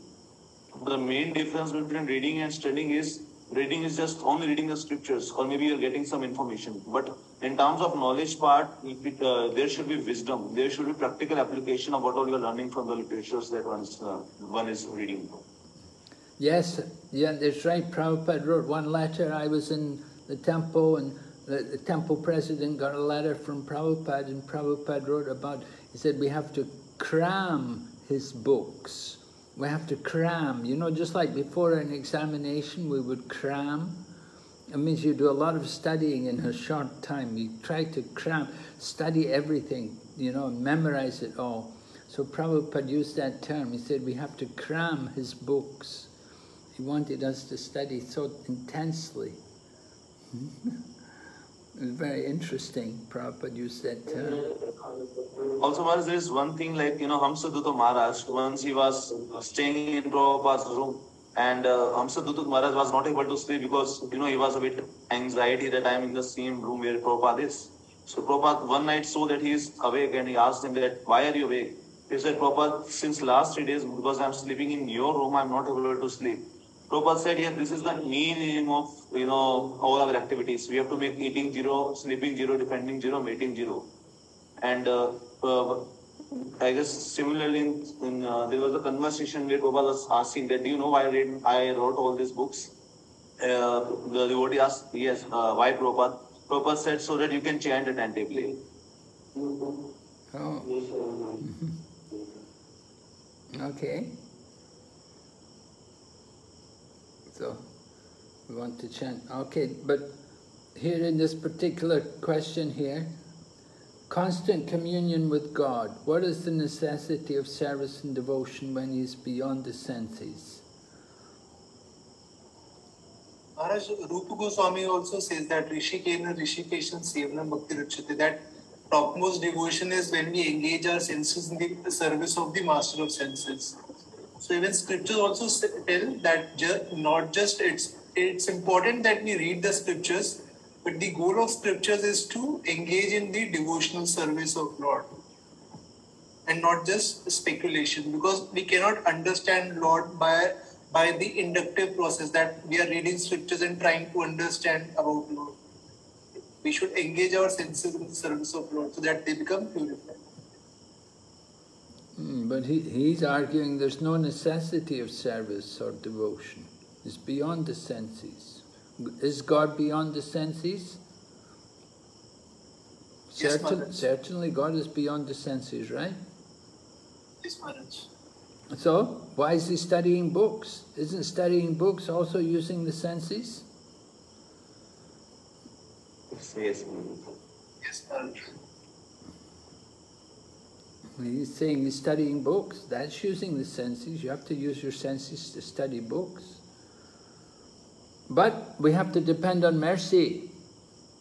You want to have communion with God, we have to,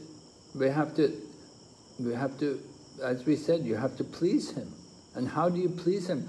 By service. By service, then the Lord can reveal Himself to us. Although He is beyond the senses, He can reveal Himself to us. He can give His mercy to the devotees. And He can reveal Himself. We have to qualify ourselves for the mercy to be able to perceive God, to have communion with God.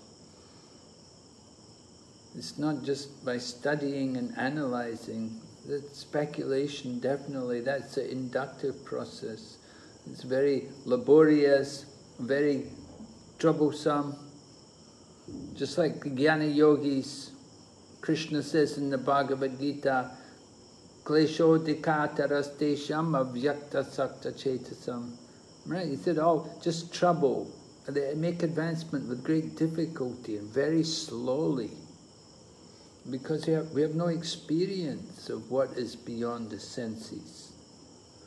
So if the Lord He is beyond the senses, but He can reveal Himself to us if He wants. And we have to please Him. We have to know how to please Him. And that is the purpose of service and devotion. All right, any other points?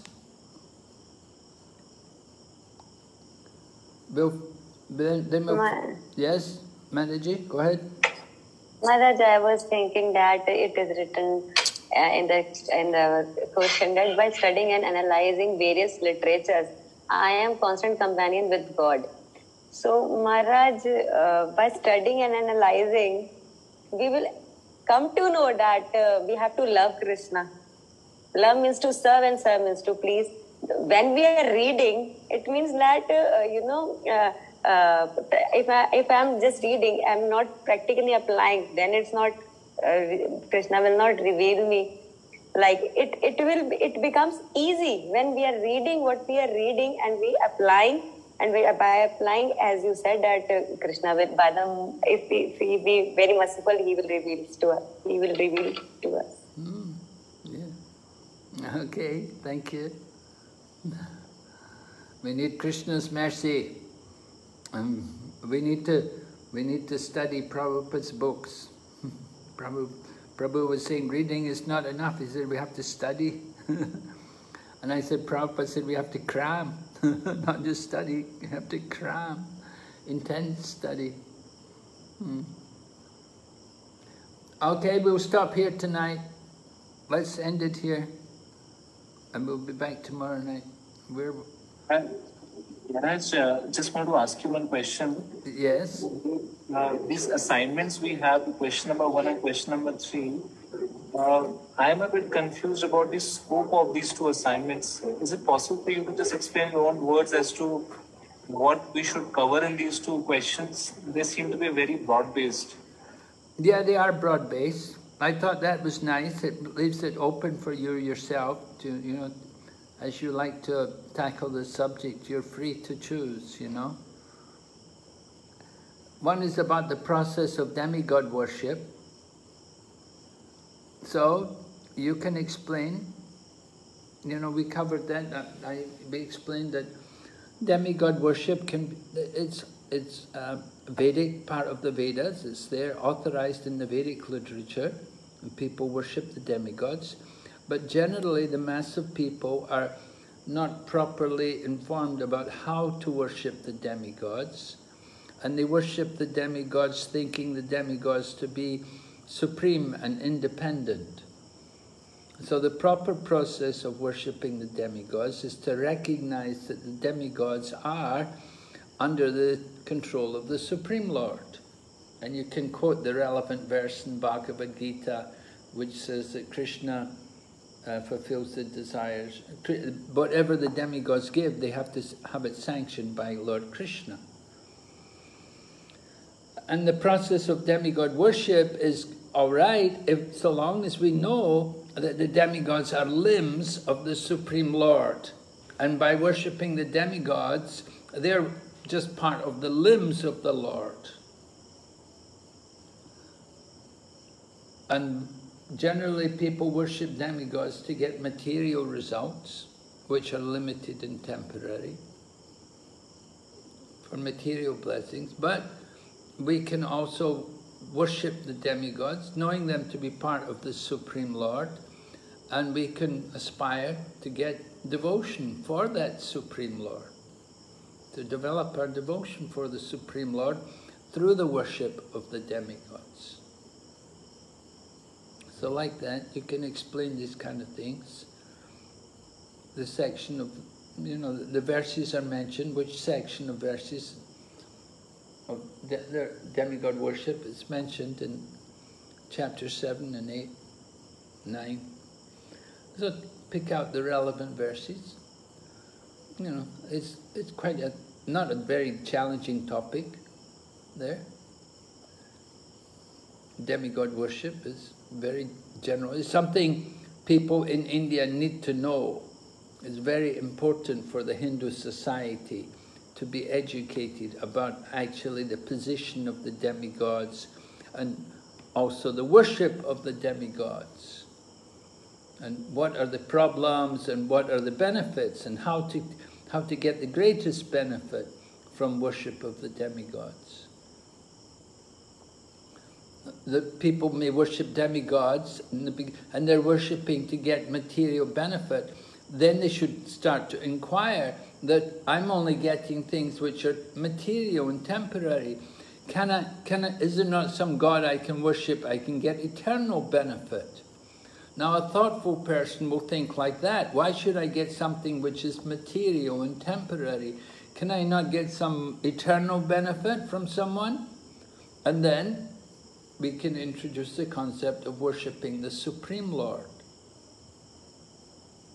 So the demigod worship helps in that way that it can bring people to worship the Supreme Lord when they're awakened, when they're properly guided. In the beginning, they're worshipping demigods to get material results, but gradually they understand that I'm only getting material benefits. It's also temporary. I want to get eternal benefit. Oh, then you have to worship the Supreme Lord. So we can explain like that. It's one part of the process of demigod worship, that it brings us to worship the Supreme Lord by coming through the Vedic culture. Thank you, Maharaj. Maharaj, so thank you so much for this one. Can you also please comment on the first question? That is actually more broader than this one. This one was still manageable, but the first one, I just want to understand a little more scope of work from your side. Well, the first one, it was the connection between chapter 6 and 7 and the first verse and the third verse, right? Is it the third verse or which verse? Yes, Maharaj, first and third verse. The third verse, what is the third verse again? Manushanam Sahasresu. Yeah. Maharaj, but specifically in the third verse, the second part is being referred here. The Tamapi Siddhanam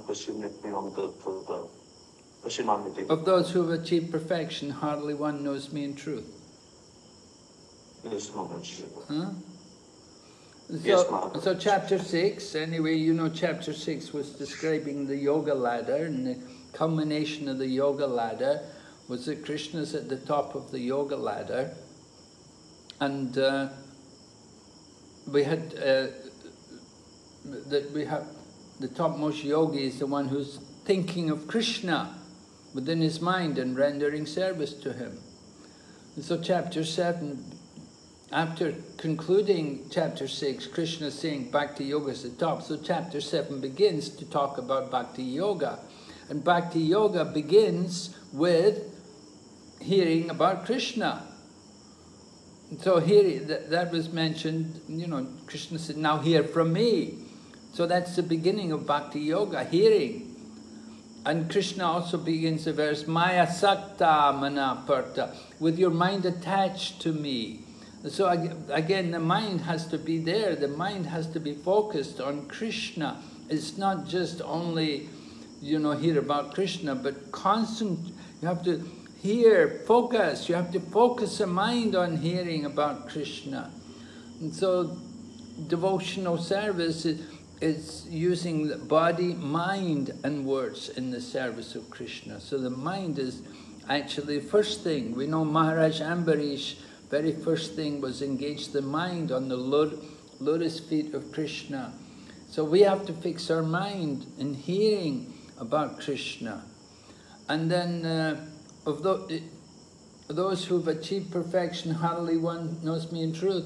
Well, that's going into the subject matter that most people are simply attracted to the Brahman. Of those who go to the spiritual path, there's only a few who go on to understand about Krishna and to understand the full nature of the absolute truth. That most people, of course, the majority of people are just karmis, just mudhas, just into sense gratification. But of one man among thousands, they try to understand Krishna, but they get just simply attached to the Brahman. And they don't actually go on to understand the full nature of the Supreme Lord. So that's important, that of those who are hardly one knows me in truth. That those people who are actually understanding the absolute truth are very rare. Devotional service is very rare. You know, you could quote Srimad Bhagavatam. Prahlad Maharaj said to his father, because Prahlad's father was asking him where he got devotion from.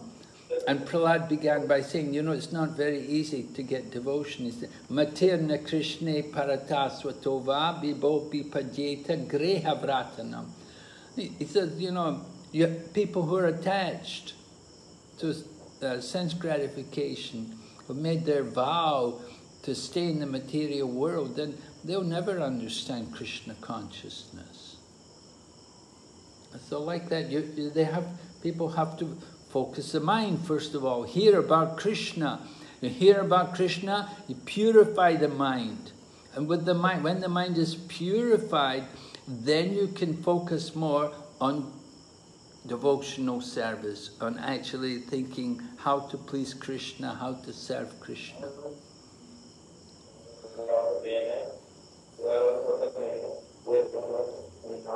Okay, so those are some things to think about. Thank you so much, Maharaj. Thank you so much. Okay.